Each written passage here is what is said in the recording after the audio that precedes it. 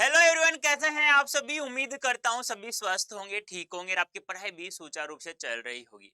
प्यारे बच्चों, इस सेशन में हम जो हूबहू जो आपका एग्जाम में पेपर आएगा सीबीएसई द्वारा जो सैंपल पेपर जारी किया गया है उसे हम लोग हल करने जा रहे हैं। यानी कैसा होगा पेपर आप लोगों का, कैसा पेपर आएगा, यानी कि एमसीक्यूज होगा या डेस्क्रिप्टिव होगा, ये तो मैं पहले बता चुका हूँ आप लोगों को, क्योंकि आपका पेपर दो भागों में डिवाइड होगा। पहला भाग होगा वो एमसीक्यूज होगा, दूसरा भाग जो होगा आपका डेस्क्रिप्टिव राइटिंग लेखन होगा। तो प्यारे बच्चों, अब जल्दी सेशन जुड़ जाओ, क्योंकि ये जो सैंपल पेपर है यहाँ से लगभग लगभग आपको ये तो पता चलेगा ही कैसा पेपर होगा। प्लस में कम से कम बता रहा हूँ 2 या 3 सवाल तो यहीं से ही आपके पेपर में आएंगे भी। जैसे इस पेपर को हम लोग, जैसे मैं बता रहा हूँ उस ट्रिक्स के माध्यम से और जैसा समझा रहा हूँ उसके अकॉर्डिंग यदि आप एग्जाम में जैसे ही बैठेंगे वैसे हल करोगे ना, आराम से सफिशिएंट जितना समय आपको दिया जाएगा उतने समय में आप लोग इसे आराम से हल कर सकते हैं। तो करें शुरुआत। तो 2023-24 का ये ध्यान रखना है आप लोगों को, जो सैंपल पेपर होगा हमारा उसे हम लोग हल करने जा रहे हैं। तो जल्दी सेशन को शेयर कर दीजिएगा। अब देखो, विषय कोड है 302। एक बात मैं बता दूं आप लोगों को, ये हिंदी आधार है। सैंपल पेपर हिंदी का तो है, हिंदी भी दो होती है, एक इलेक्टिव होती है, एक कोर होती है। ठीक है, जिसे हम लोग ये कहते हैं ना कंपलसरी, एक ऑप्शनल होता है, ऐसे ही आप लोग। तो ये कोर है, ये ध्यान रखना है आप लोगों को, क्या है, कोर। ठीक है। हाँ, विषय कोड 302 है, कक्षा 12वीं है और प्रश्न पत्र है 2023-24 जैसा आने वाला है। अब आपको पता क्या होना चाहिए कि कितना समय हमें मिलेगा इस पेपर को हल करने के लिए। तो आपको पता होना चाहिए यानी कि 3 आवर्स, यानी 3 घंटे आप लोग इस पेपर को हल करने में मिलेंगे। और कितने अंकों का वो, ये 80 अंक्स का होगा। अब इसको भी दो भागों में डिवाइड किया गया है, 40-40 मार्क्स का, यानी 40-40 मार्क्स का। जो 40 मार्क्स होगा वो एमसीक्यूज होगा और 40 मार्क्स होगा वो डेस्क्रिप्टिव यानी अर्थात राइटिंग लेखन होगा। कुछ नियम्स हैं, मैंने जो अभी बताया ना वही है सेम, एक बार हम लोग पढ़ लेते हैं, क्योंकि हमें वहां पर पढ़ने की आवश्यकता नहीं हो, क्योंकि वहां समय ज्यादा खराब हमें करना भी बिल्कुल नहीं है। ध्यान से पढ़ना है आप लोगों को। देखो यहाँ पे इस प्रश्न पत्र में खंड ए वस्तुपरक जिसे हम लोग एमसीक्यूज कहते हैं, खंड ब वर्णनात्मक जिसे हम लोग राइटिंग लेखन या डेस्क्रिप्टिव के नाम से हम लोग जानते हैं। दोनों खंडों में प्रश्नों की संख्या कुल होगी 14, यानी 14 होगी। खंड ए में उप प्रश्नों सहित यानी 40 वस्तु परक प्रश्न पूछे जाएंगे, यानी कि 40 एमसीक्यूज क्वेश्चन होंगे। और कितने मार्क्स के होंगे, 40 प्रश्नों के उत्तर ही आप लोगों को देने हैं। और जो 40 क्वेश्चन होंगे ना वो 40 ही मार्क्स के होंगे, यानी 80 मार्क्स था ना बेटा आप लोगों का। अब 80 मार्क्स में से यानी कि जैसे हम लोग डिवाइड करते हैं तो 40 मार्क्स का तो हो जाएगा आप लोगों का एमसीक्यूज हो जाएगा। ठीक है। और 40 मार्क्स का आप लोगों को क्या हो जाएगा, राइटिंग लेखन, जिसे हम लोग डेस्क्रिप्टिव कहा जाता है। खंड ब में 8 वर्णनात्मक प्रश्न पूछे जाएंगे। प्रश्नों के उचित आंतरिक विकल्प दिए गए। आंतरिक विकल्प क्या होता है, जिसे हम लोग अथवा के नाम से जानते हैं। ठीक है। दोनों खंडों के प्रश्नों के उत्तर देना अनिवार्य है, कंपलसरी है। यथासंभव दोनों खंडों के प्रश्नों के उत्तर क्रमशः लिखना है आप लोग, क्रम वाइज, यानी कि आप लोग किसी भी सवाल का किसी भी क्वेश्चन का आंसर लिखो ना, सबसे पहले आप लोग क्वेश्चन लिखना है। कि जैसे मान लो क्वेश्चन 7 का दे रहा हूं तो 7, फिर आपको यहाँ लिखना है उत्तर। यानी जैसे ही आप लोग किसी भी क्वेश्चंस का आंसर दो ना, सबसे पहले क्वेश्चन क्रमांक फिर उसका आंसर होना चाहिए। ऐसा नहीं जरूरी नहीं आप क्रम क्रम वाइज दे, जो आपको पहले आ रहा है वो आप कर दीजिएगा, कोई दिक्कत नहीं है उसमें। ठीक है। नेक्स्ट। अब देखो, अब सबसे पहले आप लोगों को बताया था मैंने पेपर कैसा हैगा। सबसे पहले दो, एक तो अपठित गद्यांश होगा और एक अपठित पद्यांश होगा। बताया था मैंने कि आपका पेपर कैसा है एग्जाम में, वो सब मैं बता चुका हूँ। यदि आप लोगों ने अभी तक नहीं देखा है तो जल्दी से मेरे जितने भी सेशन मैंने अपलोड किए हैं, यानी कि जितने वीडियो जितने सेशन जा चुके हैं वो सभी देखिए। छोटे छोटे हैं मात्र, कि कैसा पेपर आएगा, कौन कौन सा चैप्टर आपका कितने मार्क्स का है, कौन सी बुक कितने मार्क्स की आएगी, किस में सब्जेक्टिव क्वेश्चन आएंगे, किस में एमसीक्यूज क्वेश्चन आएंगे, ये सब मैं बता चुका हूँ आप लोगों को। ठीक है। एक गद्यांश है, इस गद्यांश को आप जल्दी से पढ़ डालो। अब कैसे पढ़ेंगे, अब देखो, किसी भी गद्यांश को हल करने का तरीका क्या होता है। ठीक है। सबसे पहले मैं ये कहता हूं कि सभी कहते हैं कि सबसे पहले है ना गद्यांश को ध्यान पूर्वक पढ़ो। आप मत पढ़ो यार ध्यान पूर्वक। आप सबसे पहले जितने क्वेश्चंस दिए हुए ना उन क्वेश्चंस को पढ़ लो आंसर सहित। यानी कि एक क्वेश्चन पढ़े उसके चार ऑप्शनों को पढ़ो, दूसरा क्वेश्चन पढ़ो उसके चार ऑप्शन पढ़ो, तीसरा क्वेश्चन पढ़ो फिर उसके चार ऑप्शन पढ़ो, चौथा क्वेश्चन पढ़ो फिर उसके चार ऑप्शन पढ़ो। लेकिन धीरे धीरे पढ़ना है। उसके बाद आप लोगों को गद्यांश के ऊपर आना है। अब गद्यांश को जैसे ही आप लोग पढ़ते जाओ तो कुछ जो क्वेश्चंस आपने पढ़े हैं, जो विकल्प आपने पढ़े हैं, तो वो शब्द आपको दिमाग में जैसे आप लोग पढ़ोगे ना वो शब्द, अरे हाँ ये शब्द मैंने अभी एक क्वेश्चंस में देखा, कौन से क्वेश्चंस में देखा था, अब वापस से वहां से जाकर के देख सकते हैं, उसका आंसर तुरंत तुम्हें यहाँ प्राप्त हो जाएगा। ऐसा नहीं करो तो कम से कम आप इस गद्यांश को कम से कम आप धीरे धीरे, कम से कम आप 2 बार पढ़े। पहली बार पढ़ लिया, दूसरी बार पढ़ते समय आप महत्वपूर्ण महत्वपूर्ण शब्दों को अंडरलाइन कर लो। अब आपको क्या पता कौन सा महत्वपूर्ण होगा, कौन सा महत्वपूर्ण नहीं होगा, तो मैं इसलिए कह रहा हूं सबसे पहले क्वेश्चंस, उनके विकल्प पढ़ लो, चारों के चारों ऑप्शंस पढ़ लो, दूसरा क्वेश्चन, फिर उसके चारों के चार ऑप्शन पढ़ लो, उसके बाद जैसे आप टोटल क्वेश्चंस के ऑप्शन सहित आप लोग पढ़ लो, उसके बाद आप लोगों गद्यांश पढ़ोगे ना, तो प्रत्येक सवाल का आंसर आप लोग सही करेंगे। तो आप लोग इसे पढ़ लो जल्दी से एक बार, ठीक है। मैंने तो पढ़ लिया है, मैंने तो पढ़ लिया है ऑलरेडी, आप लोगों को पढ़ना है, क्योंकि मैं तो हल करवा रहा हूँ, यदि अब मैं पढ़ूंगा तो बहुत ज्यादा समय लग जाएगा, ठीक है। आप लोग इसे पढ़ लेना, ठीक है। बहुत बड़ा गद्यांश दे दिया गया आप लोगों को, ऐसा ही एक गद्यांश आएगा आपका एग्जाम में हूबहू, ये जोका त्यों तो नहीं आएगा, लेकिन इसकी जगह कोई और आ जाएगा बच्चों। लेकिन मेहनत करनी है, जो तरीका मैं बता रहा हूं वही तरीका ध्यान में रखना है। क्या ध्यान में रखना है, सबसे पहले आप लोगों को क्वेश्चंस जितने भी दिए हुए हैं उन क्वेश्चंस को रीड करना है, ऑप्शन सहित, including the option, in option सहित आप लोगों को उनको क्या करना है, रीड करना है, जितने भी हैं टोटल ऑल क्वेश्चंस को आपको क्या करना है, रीड करना है ऑप्शन सहित।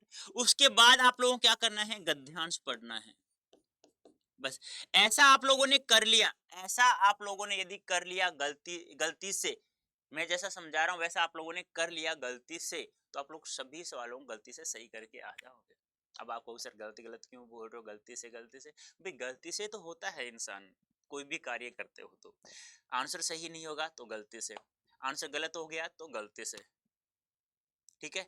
तो पहला सवाल क्या है आप लोग, पाश्चात्य देशों में नया प्रभात होने वाला है, पंक्ति में रेखांकित पद का आशय हो सकता है। रेखांकित क्या होता है, अंडरलाइन जिसे हम लोग कहते हैं, जिस शब्द के नीचे अंडरलाइन किया हुआ है उस शब्द का तुम्हें अर्थ बताना है गद्यांश के अनुसार। नया प्रभात, अब तुम कहोगे प्रभात तो सवेरा होता है, लेकिन आप लोगों को गद्यांश के अनुसार बताना है। किसके अनुसार बताना है, गद्यांश के अनुसार बताना है आप लोगों को, हाँ गद्यांश के अनुसार बताना है, ये ध्यान आपको रखना होगा। अब गद्यांश में प्रभात का अर्थ यहाँ पे क्या दिया हुआ है, विचार, क्या दिया हुआ है, विचार। तो नया सवेरा नहीं होगा, तुम गलती से कर दो कहीं, नया विचार होगा इसका राइट आंसर, ठीक है। जब गद्यांश आप लोग यदि ऐसा किया ना, पहले क्वेश्चंस को पढ़ा फिर आपने गद्यांश को पढ़ा, तो आराम से आप लोग सभी प्रश्नों का आंसर सही करेंगे। और गलती से आप लोग पहले गद्यांश पढ़ के फिर क्वेश्चंस पढ़ा, तो फिर वापस आप लोगों को क्वेश्चन पढ़ने के बाद में गद्यांश पढ़ना पड़ेगा, ये भी ध्यान रखना है। तो समय तो खराब होगा ना, तो ज्यादा समय खराब न हो, क्वेश्चंस पढ़ना सभी ऑप्शन सहित, उसके बाद आप लोग गद्यांश पढ़ोगे, तो आपने जो पढ़ा था क्वेश्चंस उसके आंसर ऑप्शन, तो आप लोग जो शब्द पढ़ा था ना, जैसे गद्यांश पढ़ोगे ना, तो वो शब्द आपके दिमाग में आएगा, अरे ये शब्द मैंने पढ़ा था, उसको अंडरलाइन कर लो। मैंने कहा ना मुख्य मुख्य महत्वपूर्ण महत्वपूर्ण शब्दों को आपको अंडरलाइन करना है, तो उसके बाद आप लोग अंडरलाइन कर सकते हैं, ठीक है। नेक्स्ट दूसरा सवाल है, संदर्भ के अनुसार गद्यांश में विमर्दित शब्द का सटीक अर्थ क्या है। विमर्दित यानी देखो, वि धन मर्द धन इत, तो गद्यांश से आप लोग कुछ पूछा जा सकता है, आपसे यहाँ भी ये भी पूछा जा सकता था कि विमर्दित शब्द में प्रत्यय बताइए। अब आप ये नहीं कह सकते कि मेरे सिलेबस में प्रत्यय है ही नहीं। गद्यांश का मतलब क्या होता है, वहां से आप लोग कोई भी कैसा भी सवाल पूछा जा सकता है, ठीक है। तो विमर्दित शब्द का तुम्हें अर्थ बताना है। एक बात और मैं बता दूं, ये जो रे होता है ना, ये जिसके ऊपर लगा होता है ना, उससे पहले इसका उच्चारण होता है, ध्यान रखना, ये भी आप लोगों को पता होना चाहिए। ऐसे होता है ये विमर्दित, इस प्रकार, सॉरी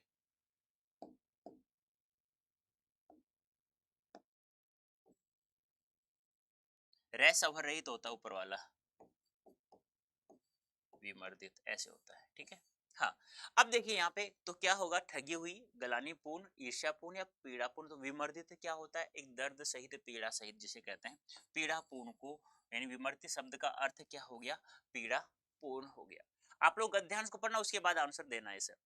अब देखो क्या कह रहा है ये, निम्नलिखित कथनों पर विचार करना है आप लोगों को। क्या है कथन, फर्स्ट, मानवीय दक्षता को महत्व देना चाहिए, मनुष्य तथा मानवीयता से प्रेम करना चाहिए, अपनी चाल को बदल लेना चाहिए, मानव जीवन को आदर्श मानना चाहिए। गद्यांश के अनुसार कौन सा कथन सही है, यानी गद्यांश के अनुसार आपको बताना है कि गद्यांश में इनमें से कौन सा कथन दिया गया है। सटीक आंसर आप लोगों को यहाँ बताना है। क्या कथन एक सही है, कथन दो सही है, कथन दो और तीन सही है, कथन एक और चार सही है? तो यहाँ पे राइट आंसर क्या होगा बेटा? मानवीय दक्षता को महत्व देना चाहिए। कथन एक सही होगा यहाँ पे, ठीक है, क्योंकि मेरा पढ़ा हुआ है इसलिए मैं यहाँ बता रहा हूँ। कथन एक सही है, क्या है कि मानवीय दक्षता को महत्व देना चाहिए। ये गद्यांश के अकॉर्डिंग क्या होगा? आपका राइट आंसर होगा। ठीक है, नेक्स्ट बेटा, नेक्स्ट सवाल है हमारा कि गद्यांश के अनुसार पूर्वी देशों की समस्या क्या है। यानी कि पूर्वी देशों की समस्या आप लोगों को बताना है क्या है? मजदूरों के लिए अधिकारों की कमी, मजदूरों का पूंजीपतियों द्वारा शोषण, मजदूरी को कम महत्व का आंकना, मजदूरी पर अमीरी का प्रभाव। तो पूर्वी देशों की सबसे बड़ी समस्या क्या है कि मजदूरी को कम महत्व का आंकना, यानी मजदूरी जो इंसान करता है उसको ज्यादा सम्मान नहीं देना है, उसे केवल मजदूर है, उसे एक ईर्ष्या गलाने की दृष्टि से देखना, वो यही संसार में चल रहा है। तो गद्यांश के अनुसार third option is right answer. Next है गद्यांश के अनुसार साधारण लोग क्यों मर रहे हैं। यानी कि इस गद्यांश के अनुसार बताएं सामान्य लोग, जनरल जो लोग हैं वो क्यों मर रहे हैं भाई? मानव श्रम से ज्यादा मशीनों को महत्व मिलने के कारण, हाथ पांव फटने, खून रिसने और सर्दी के कारण, कम मजदूरी मिलने कारण हुई बीमारियों से, कार्य क्षेत्रों के विषैले पर्यावरण व खाने की कमी से। तो राइट आंसर क्या हो जाएगा कि मानव श्रम से ज्यादा मशीनों को महत्व मिलने के कारण, यानी कि जो काम पहले इंसान करता था आज के जमाने में वो मनुष्य नहीं करता, आज के जमाने में मशीन कार्य करने लग गई हैं, इसलिए ज्यादा सामान्य लोग मर रहे हैं। गद्यांश में मशीनों को काली मशीनें कहना किस बात की ओर संकेत कर रहा है? यानी मशीनों को यहाँ काली मशीन कहा गया है, क्यों कहा गया है इसका आंसर आपको बताना है कि काला रंग शोक का प्रतीक होता है। मशीनों द्वारा जनसाधारण में बेरोजगारी बढ़ाने के कारण, माँ दुर्गा के अवतार काली के जैसे भक्षण करने के कारण, मशीनों से अमीरों द्वारा काले धन अर्जन करने के कारण। तो क्या हो जाएगा? मशीनों द्वारा जनसाधारण में बेरोजगारी बढ़ाने के कारण, यानी जो कार्य पहले इंसान करता मशीनें करने लगे तो क्या हो गए? लोग बेरोजगार हो गए, सीधी, और बेरोजगार हो गए तो बेरोजगारी बढ़ गई, सीधी सी बात है। नेक्स्ट है B option is right answer. Next है इंजनों के पहिए के नीचे दबकर वहां वालों के रिक्त स्थान, इस प्रक्रिया के क्या परिणाम हुए? यानी कि इंजनों के पहिए के नीचे दबकर वहां वालों के लोगों का कारण बताना है कि मशीनों के पहिए के नीचे कैसे दब गए वो। आर्थिक संपदा का अनुचित वितरण हो गया है, भाई बहनों व अन्य रिश्तेदारों में दुराव बढ़ गया है, समझ जाति द्वारा कठिन परिश्रम, मशीनों द्वारा मनुष्यों का संरक्षण। तो राइट आंसर क्या हो जाएगा? आर्थिक संपदा का अनुचित वितरण के कारण लोग इंजनों के पहियों के नीचे दबकर रह गए हैं। नेक्स्ट, नेक्स्ट है रस्किन और टोलस्टॉय का महत्व है। क्योंकि इन्होंने रस्किन और टोलस्टॉय का महत्व क्यों है? क्यों इन्होंने क्या किया ऐसा? क्या किया अभी? पूर्वी देशों में साम्राज्यवाद के विरुद्ध आवाज उठाई थी, मानवीय संवेदनाओं एवं गुणों को महत्व दिया था, धार्मिक कट्टरता के प्रति चेतना जगाई थी, या गांधी जी इन दोनों के विचारों से अत्यधिक, अत्यधिक नहीं होता बेटा, अत्यधिक होता है, अत्यधिक प्रभावित थे? तो बता सकते हैं आप लोग राइट आंसर क्या होगा? हाँ, तो क्या हो जाएगा? मानवीय संवेदना गुणों को महत्व, इन्होंने क्या किया था? मानवीय संवेदनाओं के गुणों को महत्व दिया था। किस किसने? रस्किन और टोलस्टॉय ने मानवीय संवेदनाओं और गुणों को क्या दिया था? महत्व दिया था, इसलिए इन्हें महत्व दिया जाता है लोगों के द्वारा। नेक्स्ट, मनुष्य के सौभाग्य का सूर्योदय कब होता है? मनुष्य के सौभाग्य का सूर्योदय कब होता है? मजदूरों द्वारा क्रांति करने से, मशीनों के हट जाने से, सभी लोगों को काम मिलने से, मानवीय दक्षता को महत्व मिलने से। तो मनुष्य के सौभाग्य का सूर्योदय कब होगा? यानी कि उसके भाग्य का सूर्योदय, यानी कि कहते हैं ना कि आज का दिन व्यक्ति के लिए अच्छा होने वाला है, या आज का दिन अच्छा हो गया, यार आज सूर्योदय मेरे लिए बहुत अच्छा था, आज का दिन मेरे लिए बहुत अच्छा था। तो कब होगा उनका सौभाग्य? कब प्राप्त होगा ऐसा? तो कब प्राप्त होगा? मानवीय दक्षताओं को महत्व मिलने से उनका सूर्योदय का सौभाग्य जग जाएगा या उदय हो जाएगा। नेक्स्ट है बेटा, अंतिम सवाल है गद्यांश का, 10वां सवाल है। एक गद्यांश जो दिया जाएगा अपठित, जो बिना पढ़ा होगा उसे 10 सवाल पूछे जाएंगे, ध्यान रखना। और जैसा तरीका मैं बता रहा हूं वैसा करेंगे आप लोग। मैंने क्या कहा कि सबसे पहले सभी क्वेश्चंस को ऑप्शन सहित आप लोगों को रीड करना है, उसके बाद आपको गद्यांश पढ़ना है। जो सवाल आप लोगों ने पढ़ा था उनके जो ऑप्शन आपसे आपने पढ़े, जब गद्यांश पढ़ते जाओगे ना तो अरे यार अभी मैंने ये पढ़ा था, किस सवाल में, एक बार वापस देखो तुरंत जा करके, फिर उसको अंडरलाइन कर लो। या पीछे जाके नहीं देख रहे हो तो जो शब्द आपको याद आ रहा है कि अभी अभी मैंने पढ़ा था उसे उसे अंडरलाइन करते चले जाओ, सभी के आंसर सटीक हो जाएंगे। मनुष्य के दुख में निरंतर वृद्धि का क्या कारण बताया जा रहा है? मनुष्य के दुख का निरंतर वृद्धि यानी दुख में बढ़ावा ही बढ़ावा हो रहा है, घटाव नहीं हो रहा, उसका क्या कारण है? मशीनों पर अत्यधिक आश्रित हो जाना, मानव दक्षता की आलोचना, पूंजीपतियों द्वारा गरीबों का शोषण, काली मशीनों द्वारा मनुष्य का भक्षण। तो क्या हो जाएगा? मशीनों पर अत्यधिक आश्रित होना मनुष्य के दुख का बढ़ने का सबसे बड़ा क्या है? कारण है बेटा। नेक्स्ट, अब एक पद्यांश दिया हुआ है, इससे 5 सवाल पूछे जाएंगे आप लोगों से, यानी कि गद्यांश से 10 सवाल और पद्यांश से 5 सवाल। अपठित की बात करूं, यानी 15 सवाल, आप 15 नंबर के जो सवाल हैं एमसीक्यू, वो आपके बिना पढ़े हुए सिलेबस में से आएंगे, जिसका तरीका एक ही अच्छा है, सभी क्वेश्चंस को पढ़ो, उसके बाद गद्यांश पद्यांश दोनों पढ़ना है आप लोगों को, ठीक है?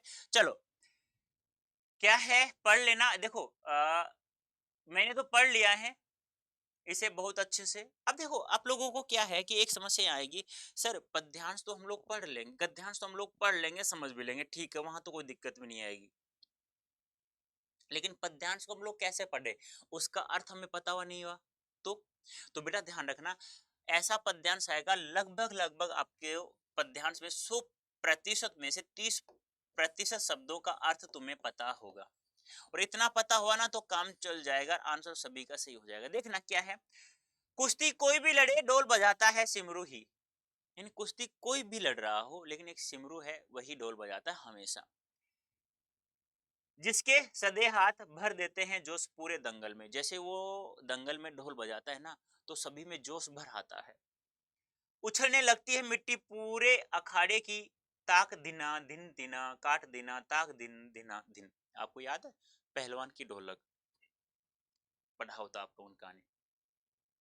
तो अखाड़ा क्या होता है? जहाँ कुश्ती लड़ी जाती है, जहाँ यानी कि ये बोल होते हैं उसके, जब वो ढोलक बजाता है, कुश्ती दंगल में जब दो इंसान लड़ते हैं, आपस में कुश्ती करते हैं, तो वो ढोलक बजाता है तो ये बोल उठते हैं वहां पे, झांकने लगते हैं लोग एक दूसरे के कंधों के ऊपर, यानी कि वो देखते रहते हैं कि कौन सा व्यक्ति जीत रहा है, कौन सा दिख रहा है, उचक उचक करके देखते हैं ना, ऐसे ऐसे, अरे सामने नीचे पीछे हो, अरे ऐसे उठ करके इस प्रकार से देखते रहते हैं, उचक उचक करके, यानी एक दूसरे गर्दन को दबाते हुए देखते हैं।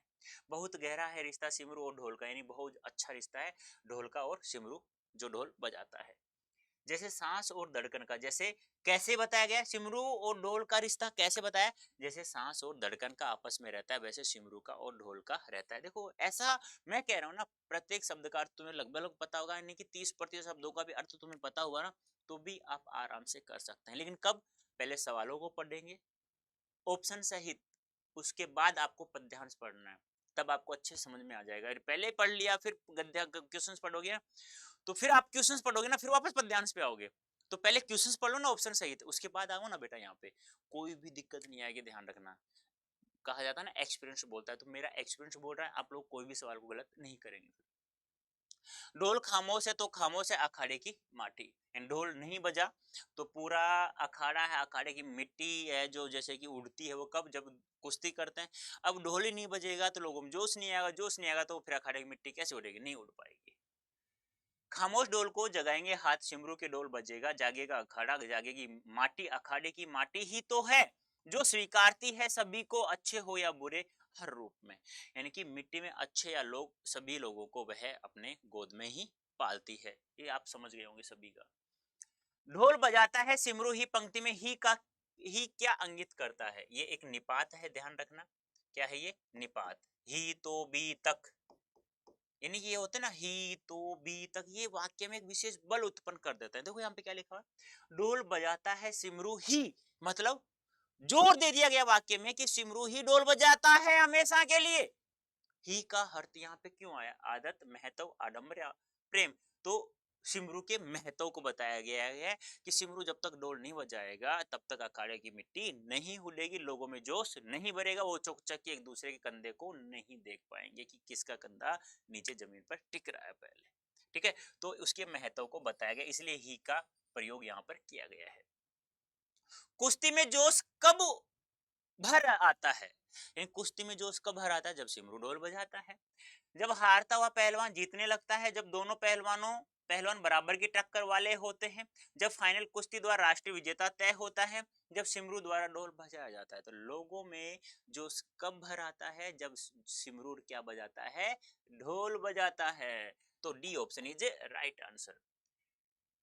माटी द्वारा अच्छे बुरे को स्वीकारने का क्या तात्पर्य? माटी में लोग अच्छा हो चाहे बुरा हो, लेकिन मिट्टी है, पृथ्वी की गोद में सभी पलते हैं, बड़े होते हैं, पल पल के बड़े होते हैं। तो देखो, माटी की गोद में अच्छे बुरे सभी पलते हैं। इसका राइट आंसर यही होगा, D option is right answer.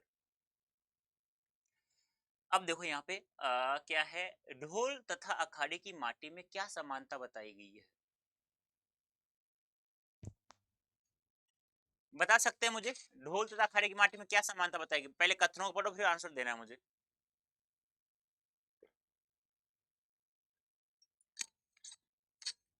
ढोल और अखाड़ा, बताओ, समानता बताना है। दोनों को उपयोग करने से पहले तैयार करना होता है, दोनों में श्रम की आवश्यकता होती है, दोनों का प्रयोग कर लोग अपनी कला सिद्ध करते हैं, दोनों की परिवर्तन में भूमिका होती है। तो D option is right answer, यानी कि सॉरी, फोर्थ ऑप्शन। तीन ये भी गलत है, चार हाँ ये सही है, B option is right answer, यानी कि दोनों की परिवर्तन में भूमिका होती है, ढोल की भी और अखाड़े की। जब ढोल बजेगा तब अखाड़े की मिट्टी उड़ेगी, तब अखाड़े की मिट्टी कब उड़ेगी? जब ढोल बजेगा, जब सिमरू ढोल बजाएगा। दोनों का अलग अलग स्वभाव है, परिवर्तन है। कॉलम एक को कॉलम दो से सुमेलित करना है। सिमरू है, ढोल है, अखाड़ा है। तो सिमरू क्या है? परिश्रमी व्यक्ति है, सीधी सी बात है। ठीक है। गलत बात। सिमरू क्या है? सिमरू है श्रमजीवी वर्ग, व्यक्ति का नाम है। ढोल क्या है? ढोल है परिश्रमी। और अखाड़ा क्या है? सामाजिक भूमि है। ठीक है। तो क्या हो गया? एक तीन दो, एक तीन दो, बी ऑप्शन इज राइट। ध्यान रखना, सिमरू क्या है? श्रमजीवी वर्ग है। ढोल क्या है? परिश्रम है। किसके अकॉर्डिंग बताना है हमें? ये पद्यांश के अकॉर्डिंग बताना है, अपने मन के अकॉर्डिंग नहीं बताना है आप लोगों को बेटा। ठीक है। नेक्स्ट, एक तीन दो, एक तीन दो। अब है आप लोगों के अभिव्यक्ति और माध्यम जो बुक है, वहां से आपसे एक सवाल पूछा गया है कि आलेख कुछ कुछ फीचर जैसा होता है, लेकिन फिर भी दोनों में पर्याप्त अंतर है। अतः आलेख में निम्नलिखित विषय में नहीं हो सकता। यानी कि क्या कहा गया है? यानी कि आलेख जो होता है और एक फीचर होता है, वो एक जैसा लगभग लगभग होता है, लेकिन दोनों में कुछ अंतर जो होता ही है। लेकिन आलेख में क्या नहीं होता है वो आपको बताना है। ब्रेकिंग न्यूज नहीं होती, राजनीति नहीं होती, खेलकूद नहीं होती, समसामयिक। देखो, आलेख जो पैराग्राफ होता है उसमें तीनों चीज होते हैं, राजनीति भी होती है, खेलकूद भी होता है, समसामयिक। लेकिन ब्रेकिंग न्यूज नहीं होती, जो फीचर में ही होती है। लेकिन फीचर में भी ब्रेकिंग न्यूज तो नहीं होती है। पुरानी न्यूज को जब बताया जाता है तो हम लोग कह सकते हैं ब्रेकिंग न्यूज कह सकते हैं उसमें। ठीक है। नेक्स्ट है, ऐसा सुव्यवस्थित सृजनात्मक आत्मनिष्ठ लेखन जिसके माध्यम सूचनाओं के साथ साथ मनोरंजन पर भी ध्यान दिया जाता है। यानी कि सृजनात्मक आत्मनिष्ठ एक ऐसा लेखन है जिसमें शिक्षा के साथ साथ मनोरंजन पर भी ध्यान दिया जाता है। उसे क्या कहा जाता है? उसे कहा जाता है बेटा फीचर लेखन।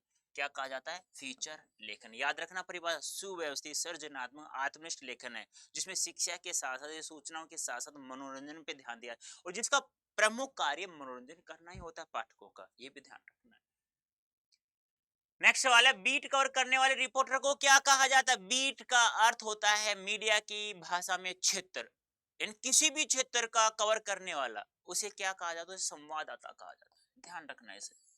ठीक है। बीट का अर्थ क्या होता है? क्षेत्र होता है। जैसे खेल क्षेत्र हो गया, आर्थिक क्षेत्र हो गया, इस प्रकार से रोजगार क्षेत्र, इस प्रकार से। रजत एक पत्रकार है। वे सामान्य समाचारों से आगे बढ़कर, सामान्य समाचारों से आगे बढ़कर खेल से जुड़ी, इस विषय से जुड़ी घटनाओं, मुद्दों, समस्याओं का बारीकी से विश्लेषण करना, यानी सामान्य किसी भी समस्या संबंधित, किसी भी न्यूज से संबंधित सामान्य सूचनाएं देना, क्या कहलाता है? रिपोर्टिंग कहलाता है। और सामान्य से बढ़कर बारीकी से एक छोटी छोटी सी बातों को पाठकों को उपलब्ध करा देना लिख करके, उसे कहा जाता है विशेषीकृत रिपोर्टिंग कहा जाता है। ध्यान रखना। और सामान्य रिपोर्टिंग क्या होता है? किसी भी घटना के बारे में सामान्य बातें लिख देना और बारीकी से विश्लेषण करना उस घटना के बारे में, उसे कहा जाता है विशेषीकृत रिपोर्टिंग। ठीक है। भास्कर पत्रकार है। वे आर्थिक जगत से खबरें बड़ी दिलचस्पी और सक्रियता से कवर करते हैं। उनकी रुचि और रुझान के अनुसार वे क्या बन सकते हैं, यानी किसी भी क्षेत्र से संबंध आप बारीकी से जानकर रखते हैं, यानी खेल क्षेत्र से रखते हैं तो खेल, ये किसी भी से संबंध रखते हैं तो उसे क्या कहा जाता है। जैसे मैं हूँ हिंदी, मुझे हिंदी आप लोग कुछ भी पढ़ लो, लिटरेचर व्याकरण में सभी चीजें पढ़ा सकता हूँ, किसी भी क्लास के लिए पढ़ा सकता हूँ, तो मैं क्या हो गया, विषय विशेषज्ञ हो गया। ऐसे ही एक पत्राचार के अंतर्गत भी होता है, जो अलग अलग विषय विशेषज्ञ होते हैं अलग अलग क्षेत्र में। ठीक है, नेक्स्ट है एक गद्यांश आ गया, ये पठित गद्यांश है, ये आत्म परिचय जो कविता है आपका हरिवंश राय बच्चन जी से, वहां से लिया गया। मैं निज उर के उद्गार लिए फिरता हूँ, मैं निज उनके उपहार लिए फिरता हूँ, है यह अपूर्ण संसार ने मुझको भाता, मैं सपनों का संसार लिए फिरता हूँ। मैं बहुत अच्छे से पढ़ा चुका हूँ, ध्यान रखना है आप लोग। आत्म परिचय कविता बहुत दिनों पहले मैं पढ़ा चुका हूँ, यहाँ पे आप लोग देख सकते हैं इसी चैनल पे आत्म परिचय में, और मैंने एक एक शब्द का अर्थ वहां बताया गया, उद्गार का अर्थ क्या होता है, निज का अर्थ क्या होता है, उर का अर्थ क्या होता है, ये सब मैंने वहां बता दिया गया है। एक बार वहां से आप देख लीजिएगा, उसके बाद मैं आपको वो एक बार देख लेंगे ना तो ये कोई दिक्कत नहीं आएगी। कवि सपनों के कवि के सपनों का संसार है, कैसा संसार सपनों का, यथार्थ है, आदर्श है, स्वप्नील है या सुखी है। तो कैसा है कवि के संसार, आदर्श संसार है सपनों का। निम्नलिखित कथनों पर विचार करते हुए पद्यांश के अनुसार सही कथन को चयनित करना, यानी पद्यांश के अनुसार इसमें सही कथन को बताना है। स्मृतियों की नाव में कवि एक यात्री है, कविता में अग्नि परिवर्तन की इच्छा का प्रतीक है, यथा संसार के कवि को कोई स्वीकार नहीं है, सुख दुख का असर कवि पर होता है। बता सकते हैं मुझे इसका राइट आंसर क्या है, कोई बच्चा बता दीजिएगा एक बार।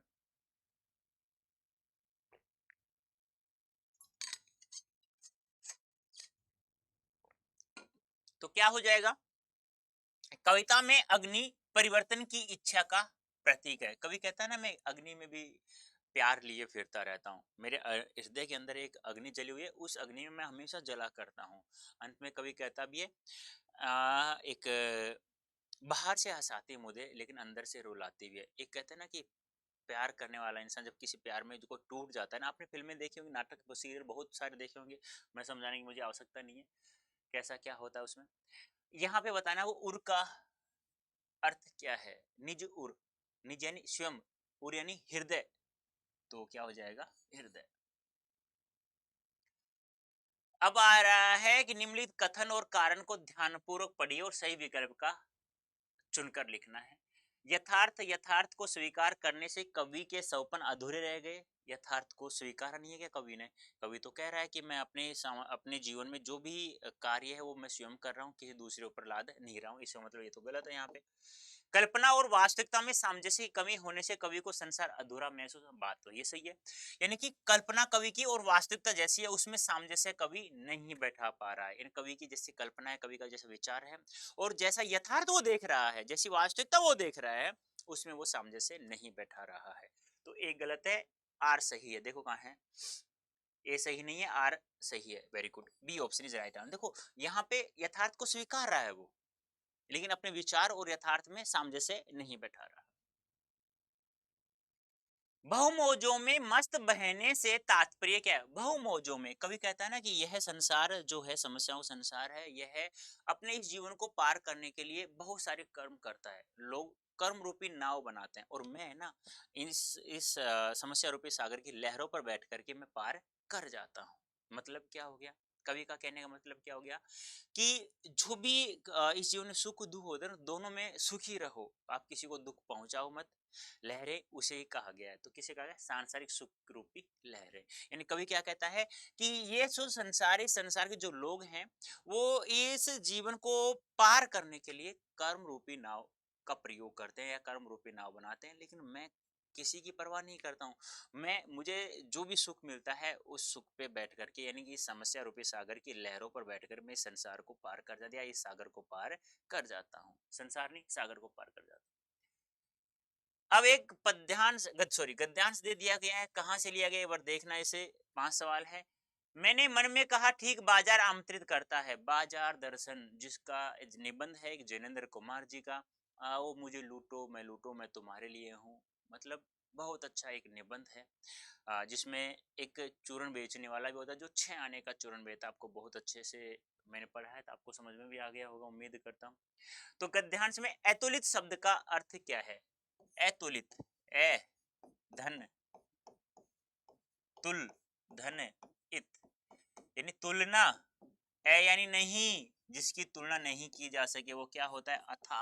अतुलित शब्द का समानार्थी शब्द बताना है तो क्या होता है, अथा होता है, जो बहुत ज्यादा हो, जिसकी कोई सीमा नहीं हो, कहीं तक भी बहुत ज्यादा। अथा यानी बहुत गहरा भी होता है। नेक्स्ट, गद्यांश का केंद्रीय भाव क्या है, यानी कि ये जो गद्यांश लिखा है किसके अंतर्गत, बाजार है। देखो इसमें कहाँ है बाजार, बाजार के प्रकार बताना नहीं, बाजार न जाने की सलाह देना नहीं होगा, बाजार की तृष्णा को अंकित करना, मनुष्य पर बाजार के जादू का असर। यहाँ पे क्या होता है, मनुष्य के ये जो निबंध स्टार्ट यहीं से होता है। एक मित्र होता है तो एक मित्र दूसरे मित्र को देखते कहता है, यार तू तो कुछ लाने नहीं गया, थोड़ा बहुत लाने गया था। तो दूसरा मित्र कहता है, जिसकी पत्नी जिसके साथ थी, वो कहते हैं इनकी महिमा है, मतलब पत्नी जी की महिमा है ये सारा खरीदना। यानी बाजार किसी इंसान को, वो कहते हैं ना कि मन जब खाली हो तो बाजार नहीं जाना चाहिए, मन भरा होना चाहिए जब बाजार जाना चाहिए। मन खाली होगा फिर बाजार चलेगा तो आप ये भी ले लूं, ये भी ले लूं, ये भी ले लूं, फिक्स हो गया। जैसे चूरन भगत जी को पता होता है मुझे काला नमक और जीरा लेना होता है, बस वही कोने की पंसारी दुकान पर दो चीजें लेते हैं और वहां से निकल पड़ते हैं, तो उस पर बाजार का जादू असर नहीं पड़ता। निम्नलिखित कथनों पर विचार करते हुए गद्यांश के अनुसार सही कथन को चयनित कर लिखना है आप लोगों को। क्या है, जब मनुष्य बेचैन हो जाता है तब वह बाजार की ओर उन्मुख हो जाता है। जब मनुष्य तुलना करने लगता है, जब तब असंतोष तृष्णा ईर्ष्या के भाव मनुष्य में उभरते हैं। जब मनुष्य को बाजार आमंत्रित करता है तब मनुष्य की व्याकुलता इसका कारण होती है। जब मनुष्य बाजार का तिरस्कार करता है तब वह इसका सही लाभ ले पाता है।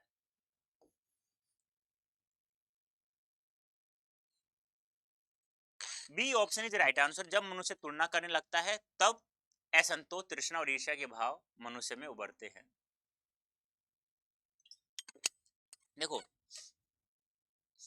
कहते हैं ना, ये कभी भी इंसानों को किसी से भी तुलना नहीं करनी चाहिए कि वो ऐसे कपड़े पहनता है, वो उसके बाद गाड़ी है, उसके बाद बंगला है, उसके पास सब कुछ है, मेरे पास कुछ भी नहीं है। जिस दिन आप ऐसे तुलना करने लगे ना तो आपके मन में बहुत ज्यादा ईर्ष्या, घृणा, गलानी, असंतोष बहुत ज्यादा भर जाएगा और आप अंदर अंदर घुट घुट के मर जाओगे। मैं तो ये मानता हूँ जिसको जितना मिल रहा है ना उसमें वो खुश रहना चाहिए बस। खुशी आपके पास है, दूसरों के पास नहीं है आपकी खुशी। आपको पढ़ना है बस, मैं तो ये मानता हूँ यदि ये चीज आपके पास हुई ना, पढ़ाई, यानी मैं इसे दूसरे शब्दों में बोलूं तो शिक्षा, यदि ये आपके पास हुआ ना बेटा, मैं तो ये मानता हूँ कि 90% खुशी आपके पास है। 10% खुशी तो चलो वो भगवान के ऊपर निर्भर करता है, वो देता है नहीं देता है। 90 हुई तो काफी है यार। 100 दिनों में 90 दिन अच्छे से बिताओ, 10 दिन कोई दिक्कत नहीं है, दुख में बिता सकते हैं। याद है मैं बार बार कहता हूँ, चिरागों से घर रोशन नहीं होते, शिक्षा से भी घर रोशन होते, मैंने देखा है। यानी चिराग से तो रोशन होता ही है, लेकिन जरूरी नहीं है कि जब आपके जीवन में दुख है ना तो चिराग बिना फिर रोशन नहीं होगा, मकान सिर्फ प्रकाश नहीं होगा, उसमें दिखाई नहीं देगा आपको, सब अंधेरा अंधेरा दिखाई देगा। आप कहोगे लाइट बंद कर दो मुझे अंधेरा अच्छा लगता है।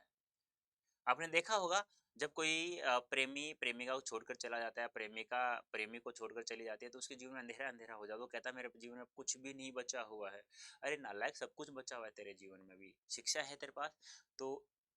एक गई है कोई बात नहीं, तो एंट्री तो होगी ना, कभी ना तो कभी। ठीक है, देखो तो क्या हो जाएगा, जब मनुष्य तुलना करने लगता है तो मनुष्य के जीवन में असंतोष तृष्णा और ईर्ष्या का भाव जागृत हो जाता है। कॉलम 1 व 2 को आपको मिलान करना है तो क्या हो जाएगा, आग्रह का तिरस्कार जागता है, मौन रहकर कार्य करना, अपनी तृष्णा को रोकना, इच्छा पूर्ण ना होना। आग्रह का तिरस्कार जागता है मतलब इच्छा पूरी नहीं हुई है। बड़े बाजार का जादू मौन रहकर, बड़े बाजार का जादू मौन रहकर कार्य करना, अपनी तृष्णा को रोकना, बाजार जादू से बचने का। हाँ ये सही है, अपनी तृष्णा को रोकना हो गया और ये हो गया मौन रहकर कार्य करना। मतलब क्या हो गया, 3-1-2, 3-1-2, 3-1-2। ठीक है, ये ऑप्शन इज राइट आंसर। देख लेते हैं, अरे आंसर नहीं है इसका, अरे ये दिया हुआ आंसर देखो ना यहाँ पे, 3-1-2। ठीक है, सही है अपना क्वेश्चन। मतलब क्या हो गया, आग्रह का तिरस्कार जागता है, मतलब इच्छा पूर्ण नहीं हुई है तभी तिरस्कार जागेगा, जब भी तो वह तुलना करना सीखे किसी से। बड़े बाजार का जादू क्या है, मौन रहकर कार्य करना। बाजार के जादू से बचने का, अपनी तृष्णा को रोकना, अपनी तृष्णा को रोक लो, बाजार के जादू से आप लोग बच जाओगे। बाजार का आमंत्रण है कि आओ मुझे लूटो, मैं तुम्हारे लिए ही बना हूँ। आप बाजार जा रहे हो बिना कुछ खरीदने के लिए, आप दोस्त के साथ घूमने चले गए, बाजार का आकर्षण चकाचौंध है, वो आपको आकर्षित करेगी। अरे यार ये शूज अच्छा है, मेरे पास है तो सही, लेकिन फिर भी यार ये बहुत अच्छा लग रहा है, ये मैं खरीद, यार पैसे नहीं है मेरे पास। फिर आपके मन में असंतोष, तृष्णा, घृणा सब जागृत हो जाएंगे।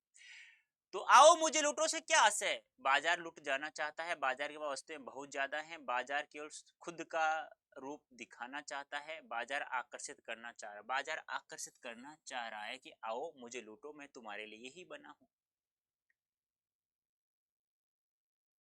निम्नलिखित प्रश्नों को ध्यान पूर्वक पढ़कर सर्वाधिक उपयुक्त उत्तर देने विकल्प को चुनकर लिखना है। यशोधर बाबू आपके आगे ही है वितान पुस्तक से। यशोधर बाबू दफ्तर से घर जल्दी क्यों नहीं जाते? क्योंकि पत्नी से और बच्चों से हमेशा मतभेद यानी रहता था, लड़ाई झगड़ा होता रहता था, तो पत्नी और बच्चों से हर छोटी बड़ी बात पर मतभेद होने के कारण। तो कुछ क्वेश्चंस ऐसे हैं जिनका बिना ऑप्शन पढ़े आप लोगों को, यदि आप लोगों ने अच्छे से पढ़ लिया है, ज्यादा कुछ नहीं है, जितना मैंने पढ़ा है आप लोग उतना भी पढ़ लिया ना, काफी है आप लोगों के लिए। कोई माइकल तुम्हें 100% मार्क्स से नहीं रोक सकता है, और मेरा एक उद्देश्य होता है, हमेशा एक विकल्प रहता है कि आप लोग हमेशा 100% मार्क्स प्राप्त करें। देखो यहाँ ये इस कहानी को जब हम लोग पढ़ेंगे ना, तो हमें यहाँ से ऑटोमेटिक सभी सवालों के जवाब बिना ऑप्शन के ही आप लोगों को प्राप्त हो जाएंगे। नेक्स्ट वाला हमारे पास क्या है कि संसार के प्राचीनतम दो नियोजित शहर किसे माना गया है? नियोजित, सही ढंग से सुसज्जित तरीके से, जिसमें एक व्यक्ति के नियम नहीं लगते हैं, सभी मनुष्य एक जगह खड़ा होकर के फिर एक सहमति से एक नियम लागू करना। और दो नियोजित शहर, प्राचीनतम शहर कौन कौन से हैं? मोहनजोदड़ो और हड़प्पा। देख लो कहाँ है हड़प्पा तथा मोहनजोदड़ो। ठीक है। नेक्स्ट, मोहनजोदड़ो एक ऋतिक रोशन की एक फिल्म भी बनी है, अब हीरोइन का नाम नहीं पता है मुझे, आप लोग बता दीजिएगा कमेंट करके। ठीक है। मोहनजोदड़ो की अनूठी मिसाल क्या है? नगर नियोजन, प्राचीन शहर, अन्न भंडार, मृतकों का टीला। मोहनजोदड़ो एक अनूठी मिसाल, अभी बताया गया ना, नगर नियोजित। देखो देखो देखो देखो देखो, नियोजित शहर बताया गया ना, तो सेम आंसर हो गया नगर नियोजन। प्राचीनतम नगर, और वो भी सुसज्जित ढंग से सजे हुए हैं। ठीक है। नेक्स्ट है कि कथन और कारण को ध्यानपूर्वक पढ़ना है, सही विकल्प का चयन करना है आप लोगों को। यशोधर बाबू के बच्चे धर्म, रिश्तेदार, समाज को पिछड़ा मानते हैं, वे महत्वाकांक्षी और प्रगतिशील हैं, उनमें समय के साथ बदलाव आ गया है। मतलब क्या होगा? ये तो बात सही है, क्योंकि बच्चे धर्म, रिश्तेदार, समाज को पिछड़ा मानते हैं और वे महत्वाकांक्षी और प्रगतिशील हैं, उनमें समय के साथ बदलाव आ गया। बात तो दोनों सही है बेटा। तो कथन ए सही नहीं है या तो ये भी सही है। अरे आंसर यही है, कथन ए और कारण दोनों सही है, तथा कारण आर ए की सही व्याख्या करता है। दोनों सही है, मैंने कहा ना दोनों सही है। कथन ए तथा कारण ए दोनों सही है, किंतु आर तथा ए की सही व्याख्या नहीं करता है। D option is right answer. ठीक है। हाँ मतलब दोनों सही है, मतलब कहने का मतलब क्या है, दोनों सही हैं। ये आप लोग जब ये पढ़ोगे ये चैप्टर, तो आप लोग को पता चल जाएगा। आप लोगों को तो गद्यांश करना होगा सर, बताना नहीं है, सॉरी, ये तो वितान से अलग से आया।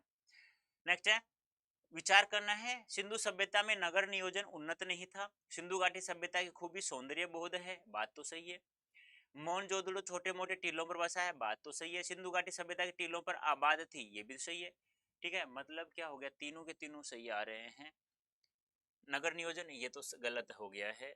फिर है आपका सिंधु घाटी सभ्यता की खूबी सौंदर्य बोध है, ये तो सही है। मोहनजोदड़ो छोटे मोटे टीलों पर बसा है, ये भी सही है। सिंधु घाटी सभ्यता टीलों पर, टीलों आगे छोटे मोटे आ गया, ये गलत है। दो और तीन, दो और तीन, दो और तीन, दो और तीन सही है। देखो आंसर ये रहा, दो और तीन सही है। ठीक है, थोड़ा थोड़ा देखना है यहाँ पे, देखो छोटे मोटे टीलों, यदि ये छोटे मोटे नहीं होता टीलों पर बसी है, फिर बात तो सही था, कोई दिक्कत नहीं थी, लेकिन छोटे मोटे दे दिया मतलब छोटा भी है और बड़े टीलों पर बसी है, तब दोनों सही है। कहानी सिल्वर वेडिंग में यह वाक्य, यानी सिल्वर वेडिंग कहानी है, उसमें सिल्वर वेडिंग जानते हैं ना, 25वीं शादी की सालगिरह वाईडी साहब बनाते हैं ना, बनाते नहीं, उसके उसका पुत्र जो बड़ा है वो बनाता है। वह खुशहाली भी कैसी जो अपनों में परायापन पैदा करे, किसने कहा? यानी ऐसी खुशहाली भी क्या जो अपनों में परायापन उत्पन्न कर दें। तुम घर जाओ सब अलग अलग, वो मोबाइल लेके अपना बैठा हुआ है अलग से, वो लेके अपना अपने रूम में, वो अपने अपना मोबाइल लेके बैठा हुआ है, अपनी उसकी पत्नी है वो भी रूम में मोबाइल लेके बैठी हुई है, वो अपना कार्य करिए, वो अपना कार्य, किसी को किसी से कोई मतलब नहीं है। इन पहले क्या था, जब मोबाइल नहीं था तो परिवार के सभी सदस्य एक जगह बैठ करके बातें किया करते थे, एक दूसरे की पूछा करते थे, लेकिन आजकल ऐसा बिल्कुल भी नहीं है। तो वही सबसे बड़ी कमी आज यहाँ नजर आ रही है। तो ऐसा किसने कहा, वाईडी बाबू ने, जिसकी सिल्वर वेडिंग, जिसके ऊपर ये कहानी टिकी हुई है। इसमें दो जुमले हैं, वो दोनों जुमले मुझे कमेंट बॉक्स में बताना है, वो जुमले कौन कौन से हैं। एक तो मैं बता देता हूँ, सम हाउ इम्प्रॉपर, जिसका नाम तुम्हें याद नहीं होता तो कठिन शब्द तो मैं बता देता हूँ एक जुमला। दूसरा जुमला आप लोगों को बताना है मुझे कमेंट बॉक्स में। जूझ कहानी का लेखक पढ़ना क्यों चाहता है, क्यों पढ़ना चाहता है अभी लेखक? जो बच्चा था, कामचोर आदमी का जो बच्चा था, वो पाठशाला जाने के लिए तड़पता है, बहुत ज्यादा तड़पता है, उसकी माँ को भी कहता है, लेकिन अंत में भी वो जाता है। किसके अनुसार, कौन समझाता है उसके पिता को, बताना मुझे कमेंट बॉक्स में। तो कहानी का लेखक जो है वो रोजगार प्राप्त करने के लिए जाता है पाठशाला। जूझ कहानी में लेखक का मन पाठशाला जाने के लिए तड़पता था। लेखक के पाठशाला ना जाने पाने का क्या कारण है, लेखक पाठशाला क्यों नहीं जाता था? उसका जाने का मन तो बहुत ज्यादा करता था, लेकिन फिर वो नहीं जा पाता। क्या कारण था उसका? दादा का कामचोर स्वभाव, दादा पिताजी को ही वो दादा कहता था, तो A option is right answer.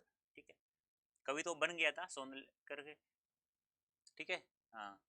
कहानी सिल्वर वेडिंग में यशोधर बाबू के बच्चों के लिए कहा गया है कि बच्चे आधुनिक युवा हो चले हैं। इस पंक्ति से लेखक का क्या आशय है? सिल्वर वेडिंग बताना है कि बच्चों के लिए कहा गया था क्या, कि बच्चे आधुनिक युवा हो चले हैं। इसका मतलब क्या हो गया?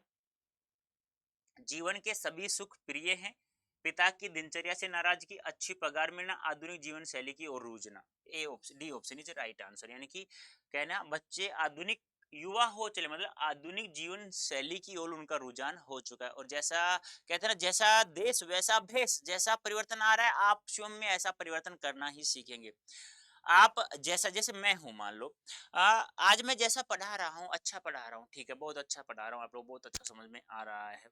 और मैं जैसे कि बच्चे, जैसे कि जैसे जनरेशन आ रही है उनको जैसा जैसा समझ में आता है, मैं अपने पढ़ाने के तरीकों को नहीं बदलूंगा तो मैं फिर पिछड़ जाऊंगा। तो जैसा समय बदलता है उस समय के अनुसार आपको बदलना होगा, सीधी सी बात है बेटा। जूझ कहानी के शीर्षक का अर्थ क्या है? मतलब संघर्ष करना, हमेशा संघर्ष करते हुए रहना चाहिए। जीवन है ना संघर्ष का है। कहते हैं ना कि जीवन में समस्याओं का आना क्या है, जीवन में समस्याओं का आना एक क्या है, कि जीवन में समस्याएं आती रहती है, उन समस्याओं को आप लोग समाधान कर देना एक क्या होती है, कला होती है। यानी बिना जीवन, बिना समस्याओं का जीवन अच्छा नहीं लगता है। जब तक आप लोग संघर्ष करना नहीं सीखेंगे तब तक वो जीवन आपके लिए दुखदायी होगा, ध्यान रखना। अब देखो एक क्या है, एक विषय पर लगभग 120 शब्दों का रचनात्मक लेखन लिखना है।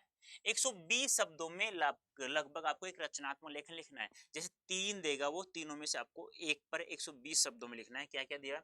डिजिटल युग और मैं, परीक्षा तनाव के कारण इसे रोकने के उपाय, उच्च शिक्षा हेतु छात्रों का विदेशों को पलायन। इस पर आपको 120 शब्दों में लिखना है। अभी ये भी अंक बांटा गया है। इसका जो आरंभ करेंगे उसका एक अंक, कैसे आरंभ करते हैं, किन शब्दों से करते हैं, सटीक शब्दों का प्रयोग करना है। विषय वस्तु जो लिखेंगे 3 अंक का है, प्रश्तुनि लिखे वो 1 अंक, और भाषा के 1 अंक है। आप लोगों तो ऐसे डिवाइड किया गया, ऐसे 6 मार्क्स का है ये। ठीक है, ये ध्यान आपको रखना है। एक रचनात्मक लेखन है जो 6 अंकों का है। मैंने सिखा रखा है आप लोगों को बहुत अच्छे से, आप लोग वहाँ पे देख सकते हैं, रचनात्मक लेखन बाय राजेंद्र सर। जैसे लिखोगे तो साइंस अड्डा 24/7 पे आप जाओगे तो वहाँ प्लेलिस्ट में भी एक प्लेलिस्ट बनी हुई है, उसे भी आप लोग देख सकते हैं। निम्नलिखित प्रश्नों को ध्यान पूर्वक पढ़कर लगभग 40 शब्दों में निर्देशानुसार उत्तर देना है आप लोगों को। क्या है? कहानी के नाट्य आरंभ में संवादों के महत्व पर टिप्पणी लिखना है। कहानी के नाट्य रूपांतरण में एक चैप्टर का नाम है, कहाँ से है ये? कहानी के नाट्य रूपांतरण संवादों के महत्व पर टिप्पणी, यानी कि किसी भी कहानी को नाटक में रूपांतरित करते हैं।